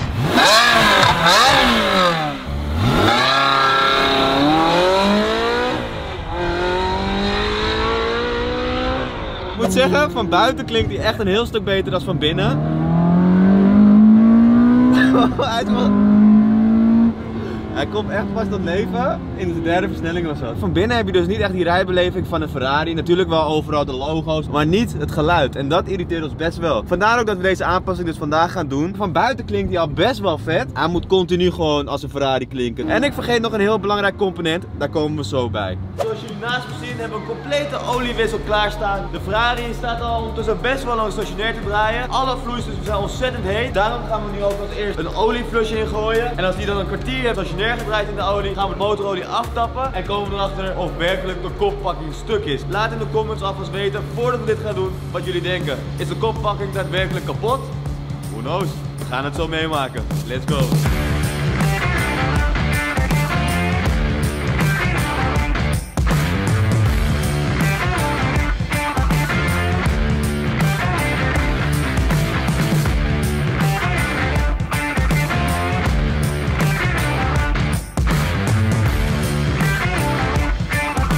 Als het goed is de laatste keer dat hij de brug op gaat. Wij gaan hem dan een complete oliebeurt geven. En we gaan natuurlijk een uitlaataanpassing doen. En met als kerst op de taart gaan we ook nog eens een ECU vervangen van de versnellingsbak. Want hij schakelt behoorlijk traag. En met deze aanpassing wordt het een echte raceauto. Zoals jullie weten heb je dus de Ferrari 360's heb je in twee modellen. De Challenge Stradale. Dat is dus de snelste uitvoering die door Ferrari ooit is gemaakt. En daarvan hebben wij dus de automatencomputer eigenlijk weten te bemachtigen. Want die schakelt dus een stuk sneller. En waardoor dus de koppeling eigenlijk langer goed blijft in de auto. Dus het is meer rijbeleving, sneller schakelen, minder slip. Uiteraard gaan we nu eerst de olie aftappen, want we willen even beoordelen of er dus geen koelvloeistof in de olie zit. Want als dat wel zo is, dan moet die hele motor uit elkaar, waar wij dus echt geen zin in hebben. We gaan de auto omhoog doen. Let's go. Het moment van de waarheid. Je zit nu daarvan. Gaat het er goed of slecht uitzien, jongens? Het moment is daar. Halleluja, baby. Nou, dit is gewoon schone olie hoor. Pak even een lampje jongens. Ik weet niet of jullie het kunnen zien, maar dit is gewoon schone olie hoor. Kijk maar. Hij is gewoon doorzichtig. Ja, dit is goed. Dit is goed uit. Goed nieuws jongens, fantastisch! Yes! Yes! Kijk dan. Geen chocomelk. Yes! De laatste proef op de som. Gaan we echt proeven? Echt gedaan ook wel. Proef geen zoetigheid hoor, alleen zaligheid. Hij is gewoon goed. En we hebben dus twee kartenpluggen. Dus deze gaan we ook nog doen. En dan hebben we alle vloeistoffen afgetapt, tenminste van de motorolie. Dan gaan we door met de versnellingsbak, de F1. En dan hebben we een heel full service gehad. Ik denk dat hier nog 5 liter uitkomt. Oh, holy moly. Nou, nu kun je wel duidelijk zien welke kleur de olie heeft, hè? Is het een beetje warm of niet? Ja, natuurlijk. De meter stond op 90 graden. Dan verdampt je vocht wel hoor, uit je olie. Vooral met een werkende kartenventilatieklep. Ja, die is wel heel belangrijk, ja. Terwijl ons motorolie rustig aan het uitdruppen is, gaan we de auto iets laten zakken om de achterbumper te demonteren. Want alleen zo kunnen we onze versnellingsbakolie verversen en natuurlijk ons uitlaat vervangen. We willen Wolf Tools ontzettend bedanken voor de toffe bruggen die ze ons hebben geleverd. We kunnen niet meer zonder ze. Ze werken gewoon fantastisch. Check de link in de beschrijving.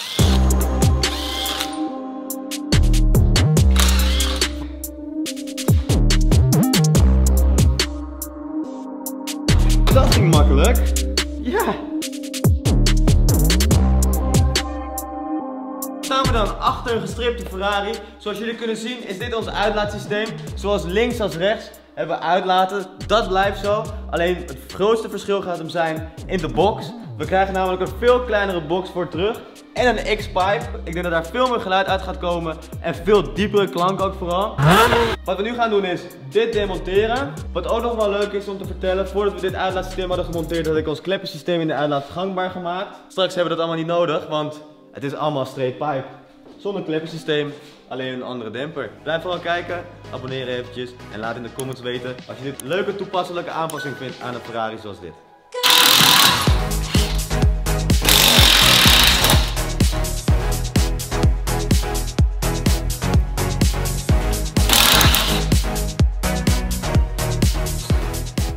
Dit zijn de pakkingen die we gaan hergebruiken op onze nieuwe uitlaat.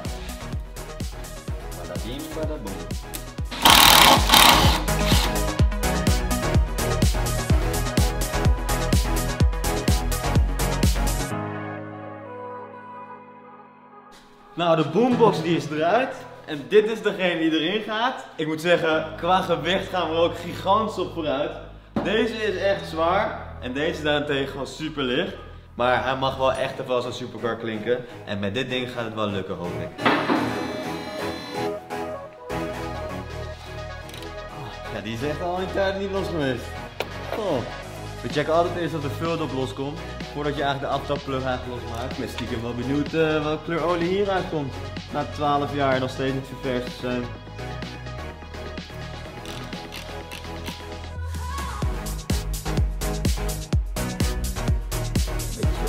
Lamborghini Gallardo ook was. Oh. Oké, wat was dat? Maar geen tandwielen, gelukkig. Bij die Lambo kwamen er allemaal tandwielen uit. Ongekend, dat waren geen tandwielen, dat waren balletjes met de lagers. Als jullie dat nog kunnen herinneren, wij hebben onze versnellingsbak gereviseerd van de Lamborghini Gallardo. Omdat er gewoon letterlijk zoveel slijpsel uitkwam. Ongekend, maar dit was meer iets van vloeibare pakking of zo wat eruit kwam. Yeah. Geen schrikbarende dingen, zeg maar. Een mini pijlstok voor je versnellingsbakolie. Wat super grappig is, want ja, eigenlijk vul je hem gewoon af met 3,5 liter olie, zoals de fabrikant dat aangeeft. Maar je hebt ook nog een pijlstok.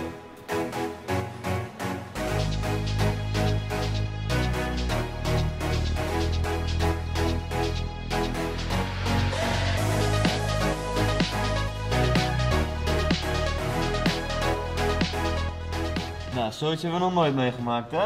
Even voor de kijkers, we zijn ongeveer 2 uur bezig geweest om de oliefilter los te krijgen. We hebben het met allemaal tools geprobeerd los te krijgen. En uiteindelijk is het ons gelukt om een klein movement te creëren door hem, zeg maar, met een tang, oliefiltertang en met die tool. Kijk hoe die oliefilter eruit is gekomen. Dat zegt wel iets over hoe vast die heeft gezeten. Ik ben wel vet opgesmeerd zoals je ziet. Het belangrijkste is dat hij los is gekomen. We kregen ook tips van de buren om er een schroefdraaier doorheen te beuken. Dat gaan we niet doen, jongens. Want als die eenmaal open scheurt, dan is die zwakte eruit, of de stevigheid eruit. En dan krijg je hem helemaal niet los. Kijk dit. Dit is die... Die driepoot. Die driepoot geweest. Dat is niet deze geweest. Die hem zo hard erin is geknepen. Met vastdraaien, want het ding draait zich eigenlijk vast erin. Even voor de duidelijkheid. Ik heb deze tool op AliExpress besteld, hè. Heb je een special tool nodig voor je Ferrari? Geen kop dat ding. Dus nieuw oliefiltertje erop. Lijkt het jou ook handig om eerst de oliefilter te vullen en dan zo te monteren?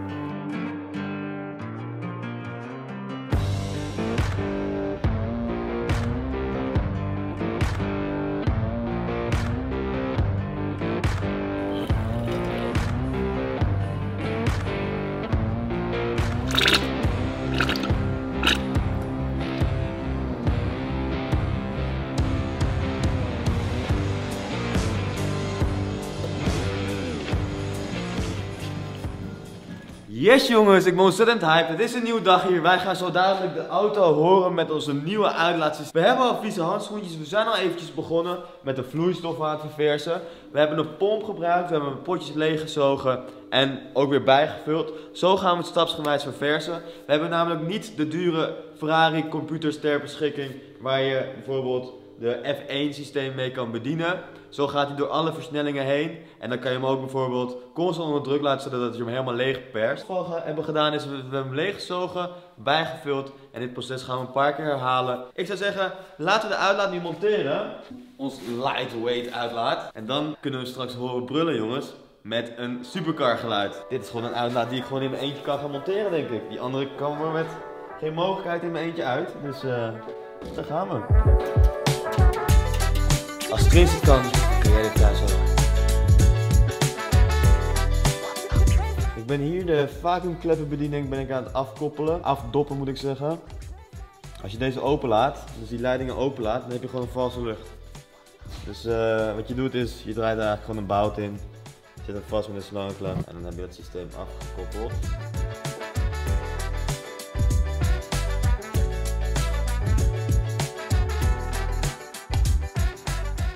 We hebben de eindtips vastgezet. Eén ding zit nog daarentegen wel los. Dat is een steun. Want we moeten zo meteen namelijk afstellen hoe die in de bumper komt te zitten. Dus wat we nu gaan doen is de bumper plaatsen. En dan kunnen we ongeveer een inschatting maken op welke hoogte de uitlaat moet hangen om hem vast te zetten. Want je wilt hem gewoon wel mooi in de bumper hebben zitten.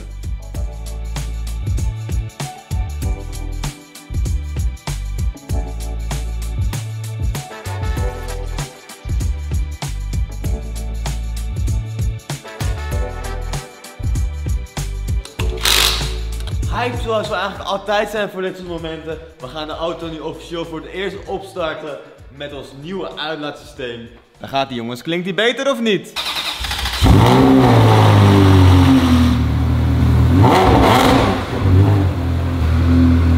Wat? Dit is gewoon hoe een Ferrari moet klinken. Wow, yo. Daantje, wil je hem een klein refje geven? Een kleine. Zeker. Wow. Heel sick. Ik hoop dat jullie ons kunnen verstaan, want dit ding klinkt super dik. We moeten nog één ding doen. Dat is onze race ECU. Voor de versnellingsbak moeten we nog monteren. En daar gaan we ons dak voor open doen. Maar dan kan je er heel makkelijk bij. Dus let's go. Hij klinkt dik. En dan schakelt hij zo meteen ook nog eens beter, hè? Door die F1 computer van de Challenge Stradale. Dat wordt echt nog sicker. De snellere schakelmomenten met een beter geluid. Ik kan echt niet wachten. Daan, waar zit die computer?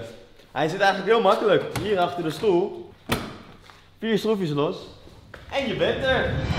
Alright jongens, we hebben zojuist onze ECU vervangen. Dit is de originele. Hier staat gewoon simpelweg Ferrari op. En op die andere staat de Stradale. En dat is dan de snellere schakelmomenten. Ik ben ontzettend benieuwd hoe die nou gaat rijden. Heel andere beleving wordt het. In combinatie met de uitlaat en het snelle schakelen. Langer in toeren blijven hangen. Snelle koppeling op laten komen. Oh jongens, dit ding is echt gaaf aan het worden. Straks wil ik hem niet eens meer verkopen. Ben ik helemaal verliefd op dit ding, jongen. Let's go!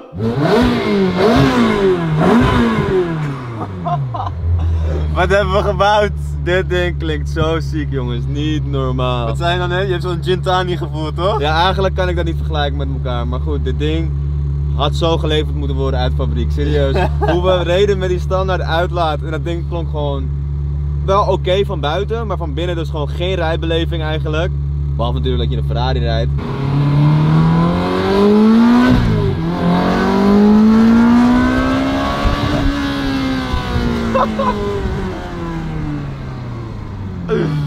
Wauw, had je hem op sport staan? Nog niet eens, staat hij op sport? Ja. Iedereen denkt ook, wat zitten die boys nou in een cabrio Ferrari met dit weer gewoon. Ja, hoeveel graden is het? Het is volgens mij 8 graden of zo. 12. Oh, dat valt wel mee. Doe eens een downshift. Nog één. Nog één.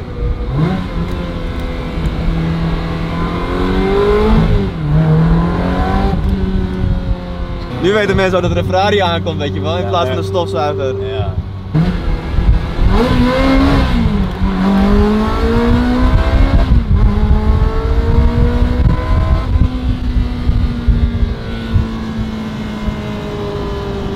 Nooit gedacht dat ik een Ferrari zou hebben, echt. En dan heb ik er nu een en die klinkt ook nog eens mega ziek.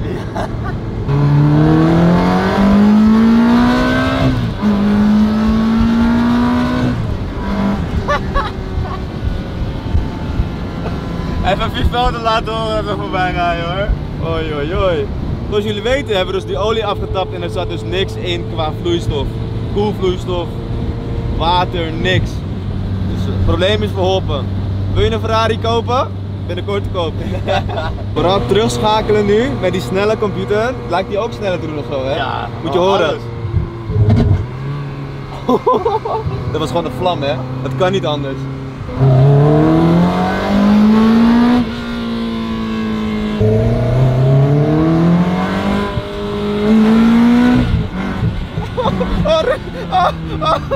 Oh, dit ding. Deze moet echt naar Italië, naar die bergwegen, jongen. Oh mijn god. Uitlaatsysteem zit erop. Onze snelle ECU voor de versnellingsbak zit erop. 6000 euro aan modificatie. Is het het waard? Daar gaan we nu achter komen.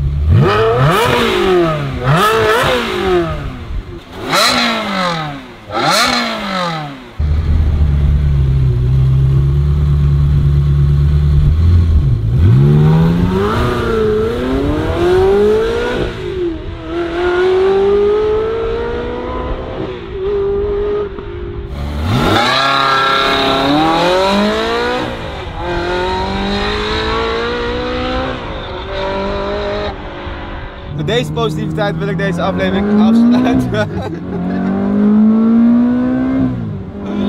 Wauw. Vergeet daarom niet te abonneren en even een duimpje omhoog te doen als jij denkt dat die uitlaat ook... Als die uitlaat ook geslaagd is.